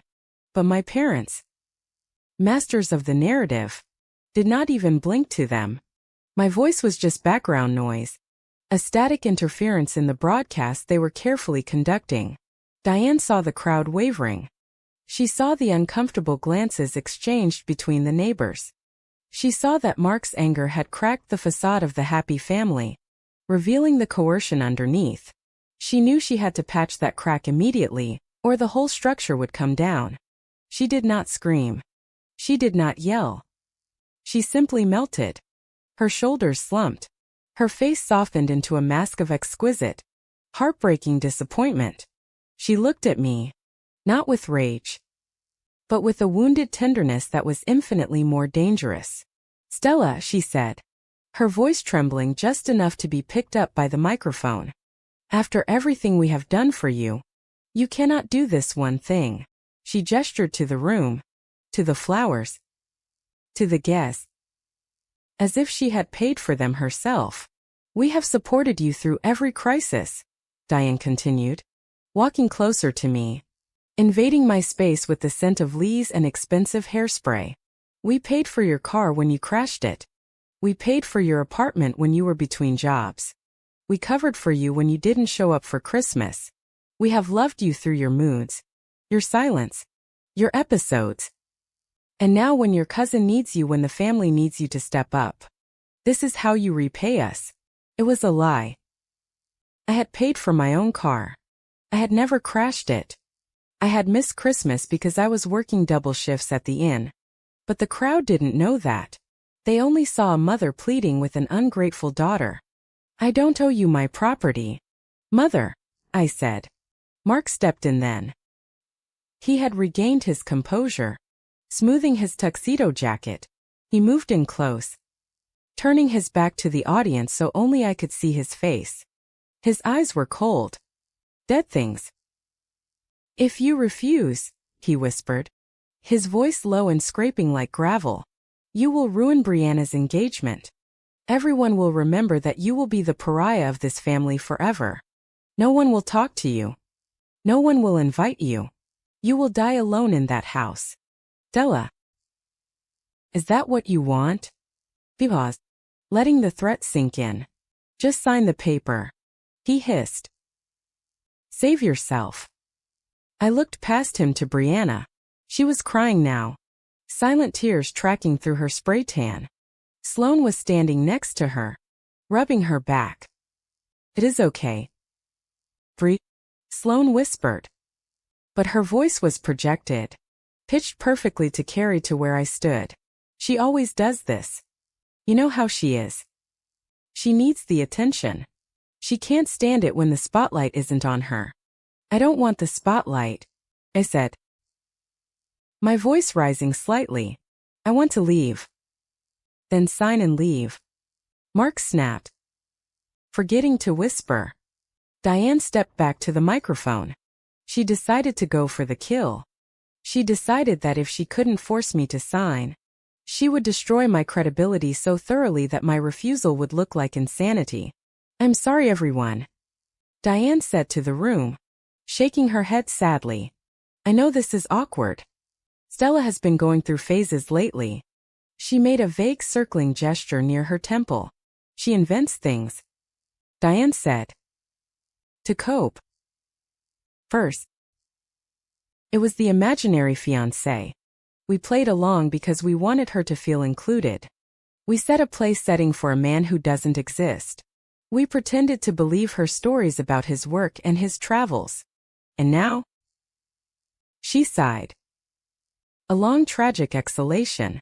Now she has imaginary boundaries. She thinks she can hoard a family asset. She thinks she is a businesswoman. But we all know the truth. She is unwell and we are just trying to protect her from herself. I felt the blood rushing in my ears. The humiliation was physical. A heat that started in my chest and burned up my neck. My hands hanging by my sides began to shake. It was a tremor of rage, of adrenaline, of the fight-or-flight response kicking into overdrive. I clenched my fists to stop the shaking. I dug my fingernails into my palms until I felt the sharp bite of pain. That pain grounded me. It reminded me that I was real, that I was here. I looked at Diane. I looked at the 300 people staring at me with a mixture of pity and morbid curiosity. My boundaries aren't imaginary, I said. My voice did not shake. It was the only part of me that was steady. And neither is my ownership, I added. Mark laughed. It was a dismissive, short bark. Ownership. He scoffed. You don't own anything, Stella. You are a placeholder. He reached for the folder again. He flipped past the signature page, turning to a document in the back that I hadn't seen yet. He held it up. It was a dense page of legal text with a gold seal at the bottom. We didn't want to have to do this, Mark said, playing the reluctant enforcer. But since you are being difficult, we already corrected the title. My heart skipped a beat. Corrected the title? What are you talking about? I asked. We filed an amendment. Mark lied smoothly. Based on Aunt Lydia's original intent, the deed was never supposed to go to you solely. It was a clerical error. We fixed it last week. You don't actually own Foxmere House, Stella. You haven't for days. Asking you to sign tonight was just a courtesy, a way to let you save face, to let you give the gift gracefully. He tapped the paper. It is already done, he said. It is official. The room murmured again. This was a new twist. The guests looked at each other, nodding. Ah, a clerical error. That makes sense. The parents are just cleaning up the mess. For a second, I felt a spike of pure terror. Had they done it? Had they forged my signature days ago? Had they found a judge to override the deed? I took a step forward. Let me see that, I said. It is legal. Stella, Mark said, pulling the folder back slightly. You wouldn't understand the jargon. Let me see it. I repeated. I didn't wait for permission. I reached out and snatched the folder from his hand. Hey, Mark shouted, startled. I didn't look at his face. I looked at the paper. I scanned the text. It was a terrifyingly good forgery. It looked like a legitimate transfer of deed dated 3 days ago. It had the county clerk's header. It had a signature that looked exactly like mine. But then my eyes dropped to the bottom of the page to the notary block. Grant had taught me to look at the notary block first. Fraudsters always focus on the signature. He had told me they forget the stamp. I looked at the stamp. It was a standard circular seal. State of New York. Notary Public. But it was too clean. Real notary stamps, the kind used by county clerks or bank officers, are often smudged. The ink is uneven. They are stamped by tired people in busy offices. This stamp was perfect. The lines were crisp. The ink was a uniform digital black. And then I saw the name John Doe. Notary Public. I blinked. I looked closer. It literally said John Doe. It was a placeholder name. It was a template. They had downloaded a deed transfer template from a legal website, filled in the text, forged my signature, and forgotten to replace the sample notary name in the graphic design file before printing it on expensive linen paper. They hadn't filed anything. They hadn't gone to the county. They had gone to Kinko's. A laugh bubbled up in my throat. It wasn't a hysterical laugh. It was a laugh of pure unadulterated relief. John Doe? I asked. I looked up at Mark. You filed this? Asked. Holding up the paper with the county clerk. Yet, Mark said, puffing out his chest. It is a certified copy. Then why did the notary sign his name as John Doe? I asked. I turned the paper around so the front row could see. Look, I said, pointing to the seal. John Doe. Notary Public Commission expires in the year 2030. Which is impressive considering this is a stock image from a website. Mark's face went white. He snatched the paper back from me, crumpling it in his fist. It is a draft. He stammered. That is just a draft copy. The real one is in my office. There is no real one. I said, my voice ringing out clear and strong. You didn't file anything. You couldn't because if you had tried to file a transfer for Foxmere House, the clerk would have told you that Stella Davis doesn't own it anymore. Diane froze. What? I transferred the property 3 days ago. I said into a trust. A trust you don't control. A trust you can't touch. So this, I gestured to the crumpled paper in Mark's hand, is nothing but a prop.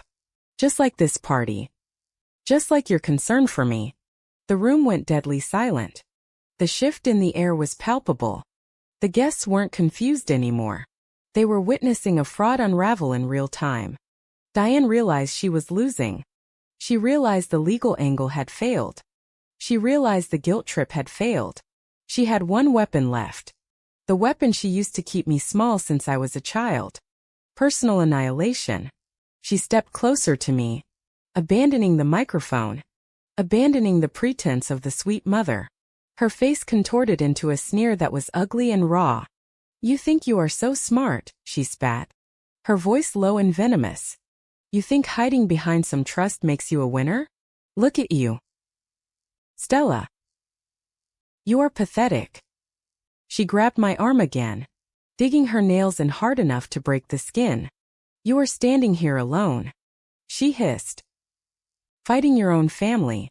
And for what? For a house. That house is the only thing you have. It is the only thing that loves you back. She leaned in. Her breath hot on my ear. Stop acting brave, she whispered. You don't have a fiancé. You don't have a partner. You don't have anyone coming to save you. You are 35 years old and you are making up stories to feel important. It is sad. Stella. It is so. So sad. Everyone is laughing at you. She pulled back and looked at me with triumph. She waited for me to break. She waited for the tears. She waited for the little girl inside me to surrender. But the little girl wasn't there anymore. I looked at my mother. I saw the fear behind her eyes. She was terrified of me. She was terrified of the fact that she couldn't control me anymore. I smiled. It was a gentle smile. The kind of smile you give to someone who has just made a mistake they can never take back. I told you. I said softly. I looked past her shoulder. I looked toward the heavy oak doors at the back of the barn. He is here, I said. Diane rolled her eyes. Oh, stop it. No one is coming. He is just waiting for the right moment to walk in, I said. You are delusional.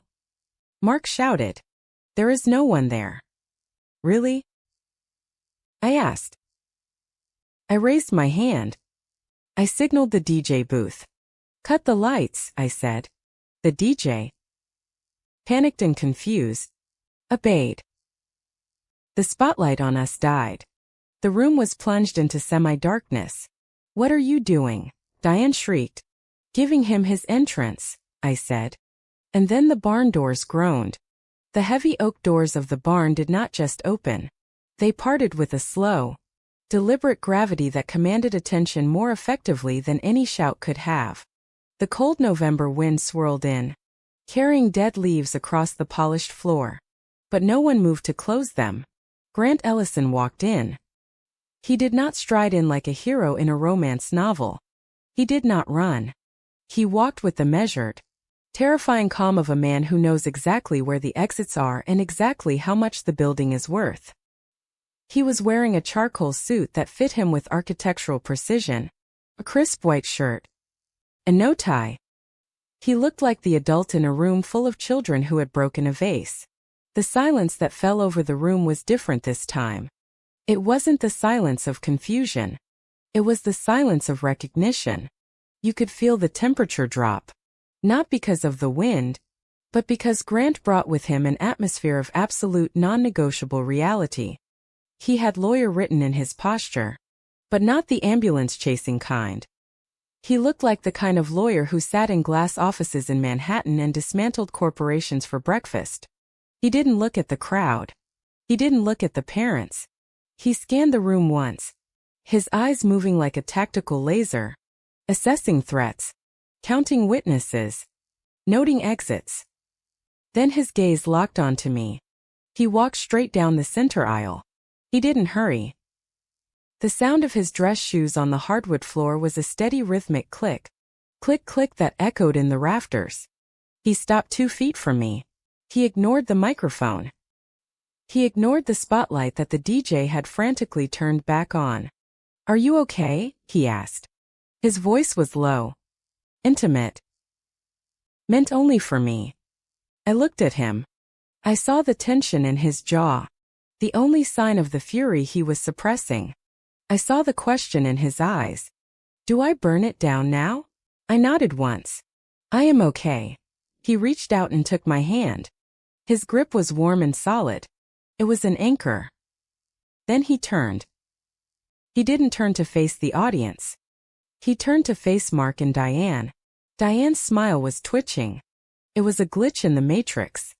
She was trying to maintain the benevolent mother expression, but her eyes were darting around, processing this new variable. This man was not imaginary. He was taller than Mark. He was better dressed than the groom, and he was looking at her like she was a smudge on a legal brief. Mark stiffened. He puffed out his chest, an instinctive primate response to a challenger. But I saw his hands. They were trembling. Sloane went completely still. She had stopped comforting Brianna. She was staring at Grant with the wide, fearful eyes of someone who realizes the game has changed from checkers to Russian roulette. "Who are you?" Mark demanded, his voice blustering to cover his uncertainty. "This is a private family event. You are trespassing." Grant didn't blink. He didn't raise his voice. He simply adjusted his cuffs. I need to confirm who you are before we discuss the documents you are presenting. Grant said. His voice was smooth, polished, and deadly. He looked at Mark. You are Mark Davis, 62. Retired insurance broker. Currently listed as the trustee for the Davis Family Trust. Mark's mouth opened, but no sound came out. Grant turned his gaze to Diane. And you are Diane Davis, 59. Homemaker. Secretary of the local garden club. Diane flinched as if he had slapped her. How do you? Grant didn't stop. He turned to Sloan. Sloan Davis, 32. Marketing consultant. Currently residing at 44 Oak Lane. He knew them. He didn't just know their names. He recited their details with the bored efficiency of a court clerk reading a docket. It was a power move. Said. I have done my homework. I know exactly who you are. Do you know who I am? I asked you a question, Mark shouted, trying to regain control of the room. Who the hell are you? My name is Grant Ellison, he said calmly. I am a partner at Ellison, Vance, and more in New York City. A ripple went through the crowd. Even in the Hudson Valley, people knew that firm. It was the kind of firm you hired when you wanted to acquire a competitor or bury a scandal. And Grant continued. I represent Stella Davis. Represent her. Diane laughed. A brittle high-pitched sound. She is my daughter. She doesn't need representation. Given the events of the last 10 minutes, Grant said. I would argue she needs it more than anyone in this room. He walked over to the table. He picked up the blue folder that Mark had dropped. He picked it up by the corner as if it were contaminated evidence. I am here regarding Foxmere House, Grant said, and the fraudulent filings that were attempted against it this week. Fraudulent? Mark sputtered. That is slander. I told you. It was a draft. A mistake. Grant reached into his inside jacket pocket. He pulled out a folded document. It was crisp. It was real. This, Grant said, holding it up, is a filing trail from the county clerk's digital submission system. It shows 3 attempts to access the deed record for Foxmere House in the last 48 hours. He unfolded another page. And this, he said, is a trace of the IP address used for those login attempts. It resolves to a residential internet connection registered to Mark and Diane Davis. The room was dead silent. You could hear the wind whistling outside. You attempted to transfer a property you do not own, Grant said. His voice flat and factual.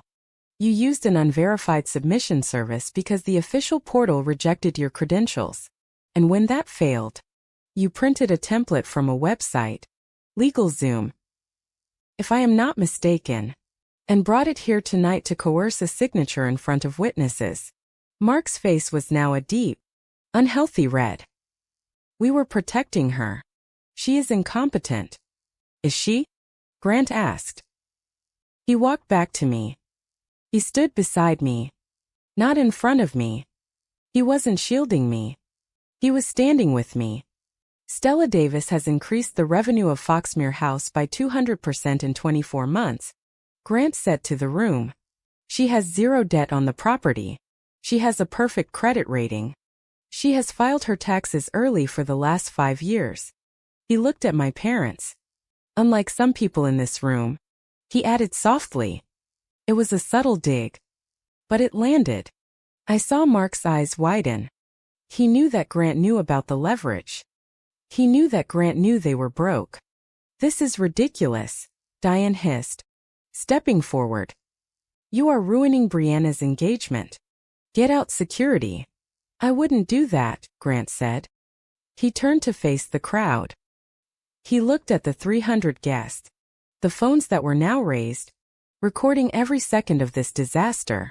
If you continue pressuring her to sign, Grant said, his voice carrying to the back of the barn without a microphone. You are doing it in front of witnesses. 300 of them. He let that sink in. Coercion is a crime, Grant said. Attempted fraud is a crime. And right now you are providing the evidence for both in real time. He looked at Mark. So Grant said, gesturing to the door, we can leave quietly, or we can continue this conversation. But if we continue, I am going to start reading the text messages you sent her last week, threatening to ruin her reputation if she didn't comply. Mark looked at the crowd. He looked at the phones. He looked at the folder in Grant's hand. He realized he was surrounded. He realized that the audience he had assembled to shame me was now the jury that would convict him. You wouldn't.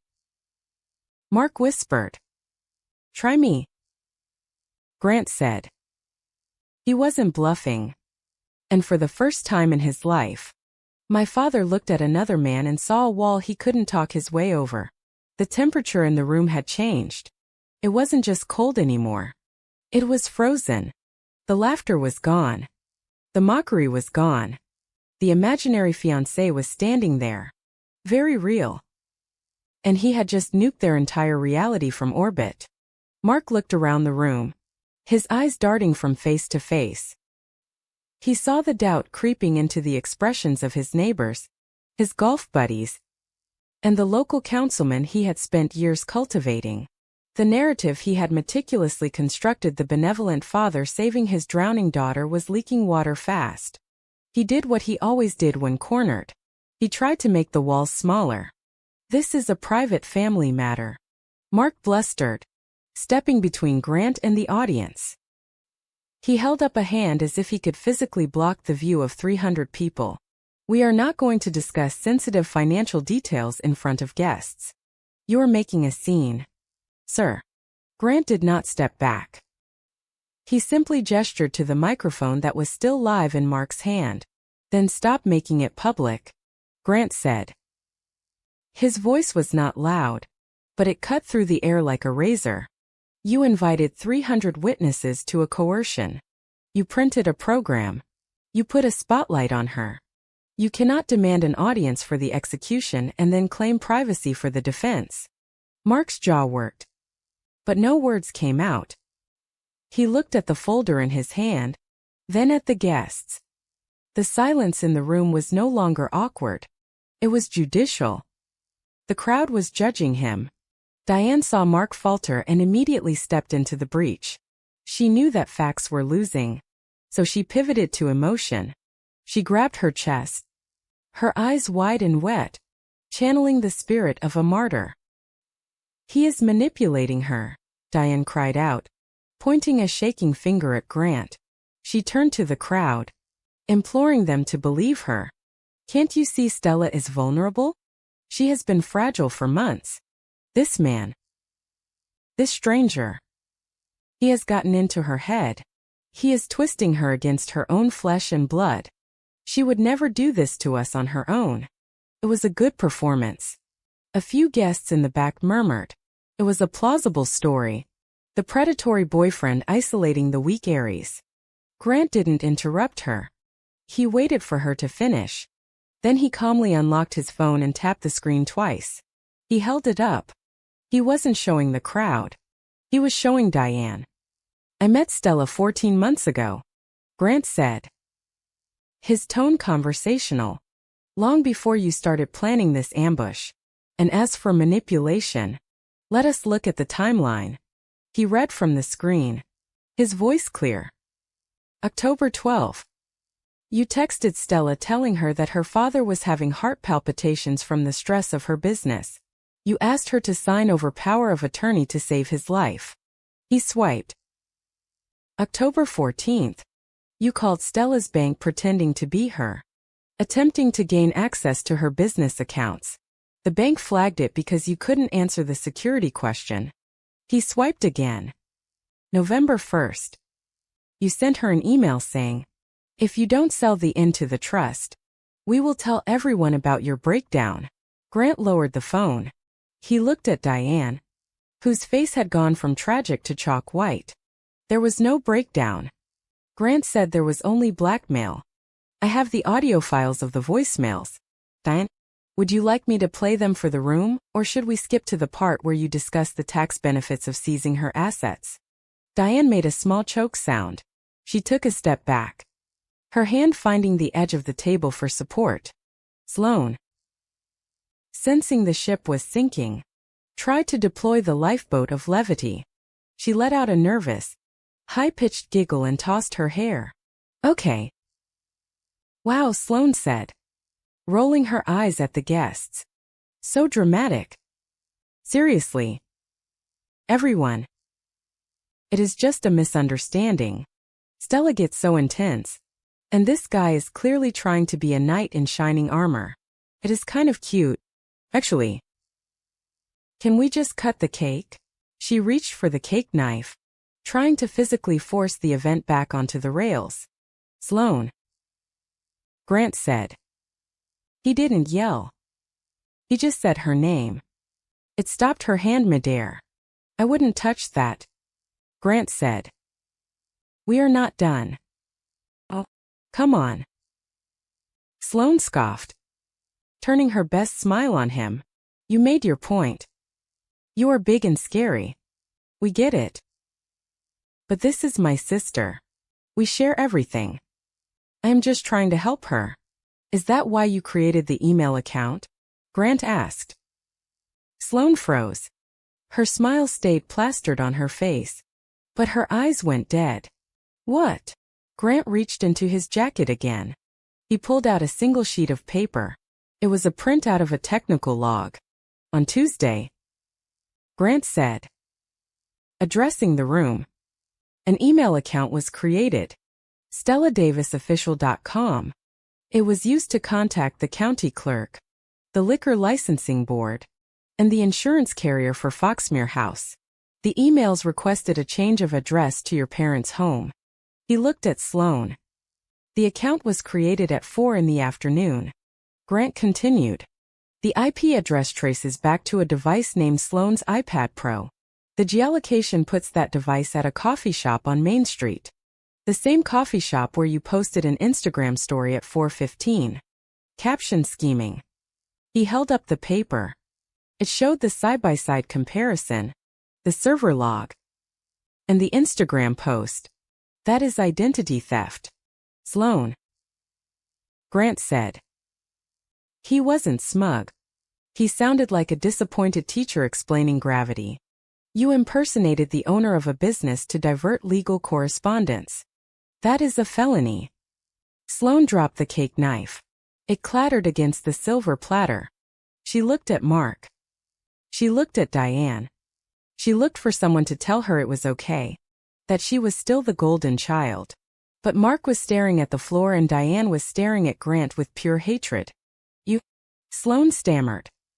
You hacked me. I used public metadata. Grant corrected her. You are not very good at this. A sound came from the head table. It was a sob. Brianna stood up. She looked like a ghost in her white dress. She was shaking, her hands trembling so hard. Her engagement ring was vibrating. You did this, Brianna whispered. She looked at Sloane. She looked at Diane. You told me it was a gift, Brianna said, her voice cracking. You told me Stella wanted to give it to me. You told me she was happy about it. She is happy, Diane insisted, her voice shrill. She is just confused right now. We are doing this for you, Brianna. For your future. You used my engagement party, Brianna said. The realization hitting her like a physical blow. You invited all these people. You made me stand up here. You made me thank her. And it was all a lie. You were just using me to steal her house. It is not stealing. Mark shouted, slamming his hand on the table again. It is asset protection. We are the family. We decide what happens to the assets. This looks like theft. A voice said from the crowd. The room turned. It was the councilman Mark had been smoozing earlier. He was standing with his arms crossed, looking at Mark with a mixture of disgust and disbelief. I have been listening to this, the councilman said. his voice carrying in the silent barn. And I have to say, Mark, this looks a hell of a lot like theft. You are trying to force a signature. You are forging documents. And you are doing it to your own daughter. She is incompetent, Diane shrieked, snapping fully into victim mode. She abandoned all pretense of grace. She turned on me.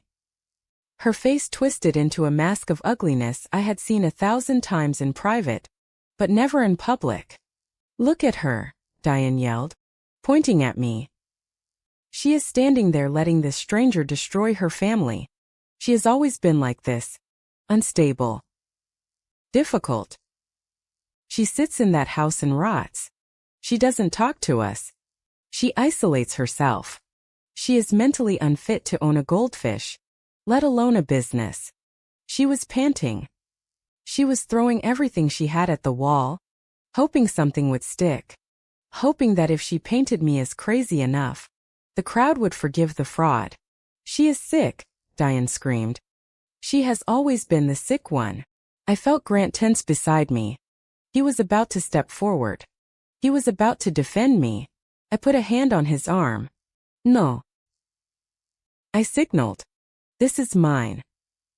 I stepped forward. I walked out of the shadow of the champagne tower. I walked until I was standing directly in front of my mother. I was close enough to see the veins pulsing in her neck. I was not unstable, I said. My voice was quiet. I didn't need to shout. The room was so silent. You could hear a pin drop. I was quiet, I said. There is a difference. I looked at Mark. I looked at Sloane. I was quiet because I learned that anything I said would be used against me. I continued. I was quiet because you took every word I spoke and twisted it until I sounded like the villain in my own life. I was quiet because I was building something you couldn't touch. And you hated that. You hated that I didn't need you. I turned back to Diane. You call me unstable because you can't control me, I said. You call me difficult because I have boundaries, and you call me alone because you can't imagine a world where I'm loved by someone who doesn't want something from me. I took a deep breath. But you are right about one thing. Mother, I said. This ends tonight. I turned to Grant. I nodded. Grant opened his briefcase. He didn't pull out a folder. He pulled out a single certified document with a gold embossed seal that caught the light. It wasn't a template. It was the real thing. You can put your pen away, Mark, Grant said, his voice ringing out. And you can throw away that folder because the papers inside are worthless. Mark stared at him. What? Stella doesn't own Foxmere House, Grant announced. A gasp went through the room. What? Diane breathed. You sold it? No. Grant said. She didn't sell it. She protected it. He held up the document. As of 3 days ago, Grant said. The title to Foxmere House and all its assets was transferred to the Foxmere Preservation Trust. The trust is an irrevocable entity. It is managed by a board of directors, and the bylaws of that trust state explicitly that no transfer of ownership can occur without a 30-day waiting period and a notarized resolution filed with the state. He looked at Mark. Meaning? Grant said. Delivering the final blow. Even if you had forced her to sign that paper tonight, even if you had broken her hand to make her do it, it would not have mattered. She does not have the legal authority to give you the house. You are trying to rob a bank vault that was emptied 3 days ago. The realization hit Mark like a physical weight. He slumped. The folder slipped from his fingers and hit the floor, spilling the papers with their neon sticky notes across the hardwood. They were powerless the entire night. The venue. The guests. The surprise. The humiliation. It was all for nothing. They had staged a grand execution for a prisoner who had already escaped. The room shifted. It was a tangible change in the atmosphere. The guests were no longer spectators. They were jurors. And the verdict was in I saw Mrs. Abernay pull out her phone and start typing. I saw the councilman shake his head and turn his back on Mark. I saw the waiter stop pretending not to listen. And then the phones came out. Not one or two. Dozens of them. People were recording. They were capturing the image of the great Mark and Diane Davis standing amidst the wreckage of their own greed. Diane looked around. She saw the lenses pointed at her. She saw the expressions of disgust. She saw her friends, her garden club members, her neighbors looking at her like she was something rotting. She realized then that her favorite weapon, public embarrassment, had just been turned around. She had brought 300 people here to witness my destruction. Instead, she had forced them to witness her own. This, Diane whispered, her voice trembling with true fear for the first time. This isn't fair. Fairness, I said softly, is just accuracy. I looked at Brianna, who was weeping in David's arms. I am sorry about your party, Brianna, I said. You deserved better. I turned to Grant. He offered me his arm. Shall we? He asked. Yes, I said. I think we are done here. We turned our backs on them. We turned our backs on the folder, the champagne tower, and the family that had tried to consume me. And as we began to walk toward the doors, the only sound in the room was the clicking of camera shutters. The reveal of the Foxmere Preservation Trust hung in the air like smoke after an explosion. My father, Mark Davis, stared at the certified document in Grant's hand as if it were written in a foreign language.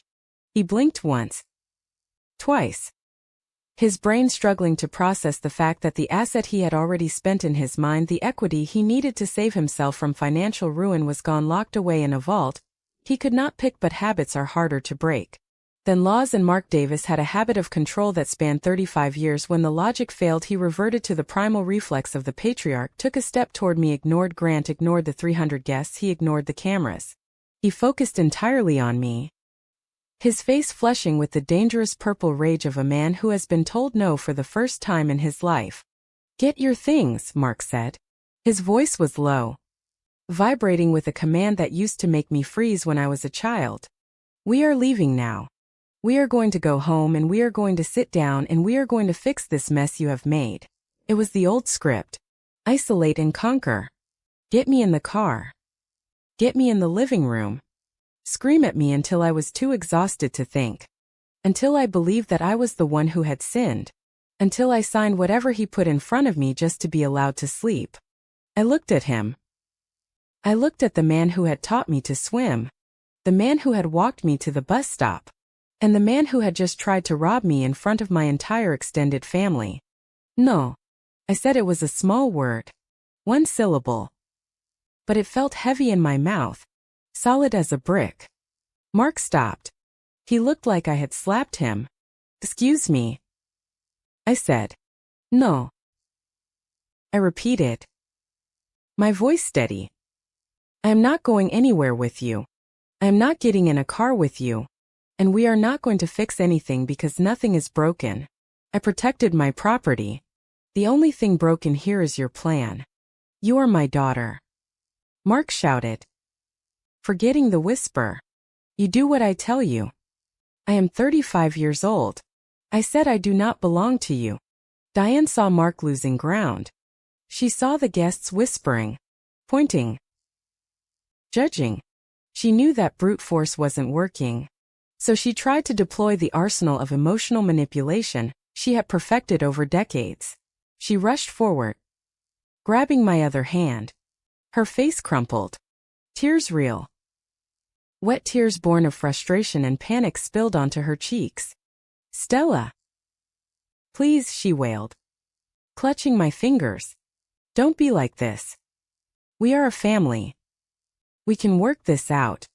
Just come home with us. Baby. We can undo the trust. We can find a way. We just want what is best for you. When I didn't move, the mask slipped. The crying stopped instantly, replaced by a flash of cold, hard bargaining. Listen to me, she hissed, leaning in so close. I could smell the stale champagne on her breath. If you walk out of here, you are cut off.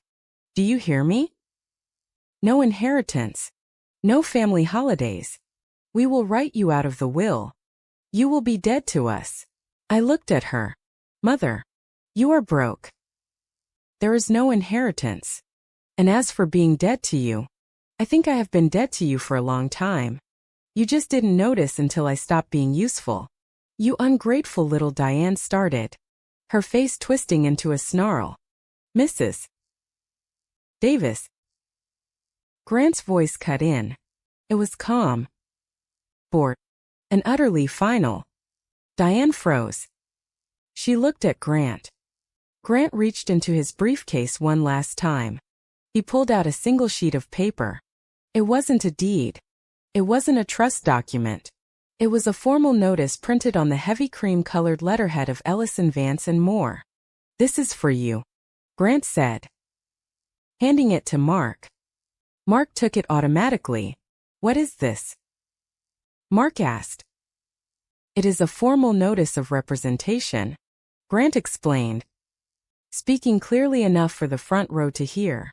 It states that all future communication regarding Stella Davis or the Foxmere Preservation Trust must go through my office.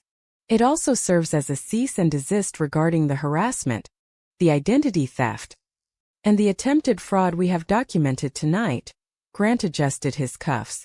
If you attempt to contact Stella directly, Grant continued, or if you attempt to enter the grounds of Foxmere House, or if you attempt to file any further fraudulent documents, we will not send a warning.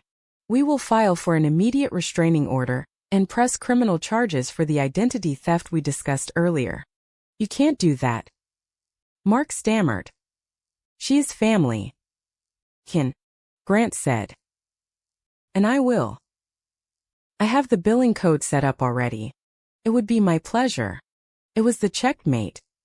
It wasn't just a boundary. It was a wall topped with razor wire and manned by a sniper. Mark crumbled. The fight went out of him.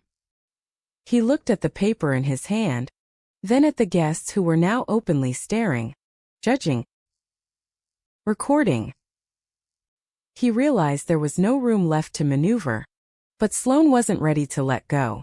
My sister, the golden child, was watching her social standing evaporate in real time. She saw the phones. She knew that by tomorrow morning the story wouldn't be about Brianna's engagement. It would be about the Davis family attempting a grand larceny. She needed to fix the optic. She needed to make it look like a misunderstanding. She lunged for me. Stella! Stop! Sloane cried out, grabbing my arm with a desperate strength.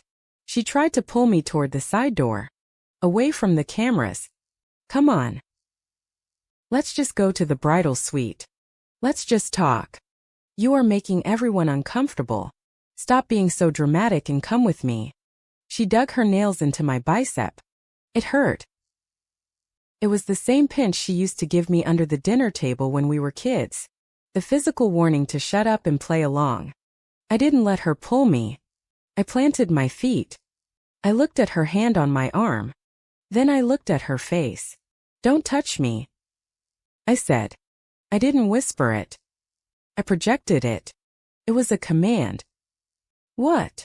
Sloane blinked, startled by the volume. I said, do not touch me, I repeated, ripping my arm out of her grip. The movement was sharp enough that Sloane stumbled back in her high heels. You have used me for the last time. Slow, I said. You stole my identity. You tried to steal my home. You are not my sister right now. You are a liability. Stay away from me. The crowd heard it. The silence that followed was absolute. Sloane stood there, mouth agape, realizing that the quiet scapegoat she had bullied for 3 decades had just grown teeth. Stella. The voice came from the head table. It was small and broken. I turned to see Brianna. She was still standing there, tears ruining her makeup, looking at the wreckage of her party. The cake was uncut. The champagne was warm. The celebration was dead. So, the gift was a lie. Brianna whispered. The whole thing. The legacy. It was just a lie. I felt a pang of genuine sorrow for her. She was collateral damage. She was a prop in their play. Just like I was supposed to be. I walked over to the edge of the D's. I didn't go up. But I got close enough to look her in the eye. I am sorry. Brianna, I said softly. You deserved a real celebration. You deserved a party that was about your love. Not about their greed. They didn't give you one. And I am sorry I had to be the one to tell you. Brianna looked at her aunt and uncle. She looked at Mark, holding the legal threat. She looked at Diane, whose face was a mask of furious defeat. I think you should go, Brianna said to me. Her voice was not angry. It was just sad. Please just go. I am going, I said. I turned back to my parents. They were standing by the champagne tower, isolated. The guests had instinctively moved away from them, creating a physical gap. They looked smaller than I had ever seen them. Mark looked old. Diane looked cracked. Mark looked at me. And for a second, I saw the realization hit him. He wasn't outnumbered by soldiers. He was outnumbered by the truth. He looked at the folder on the floor, the witnesses, the documents in Grant's hand. He realized that his authority, which he had wielded like a club for my entire life, was made of smoke. And I had just opened a window. Diane, however, was not ready to accept defeat. She was a creature of spite. She took a step forward, her eyes narrowing into slits. She hissed low and venomous, a sound meant only for me. This isn't over. Diane said. You think you can walk away? You think you can embarrass us like this? I will make sure you regret this every day of your life. This isn't over. Stella. I stopped. I looked at her. I didn't feel fear. I didn't feel guilt. I didn't even feel anger anymore. I felt a profound, exhausting sense of completion. It ends where I decide it ends, I said. I didn't wait for her response. There was no response that mattered. I turned to Grant. He was waiting for me.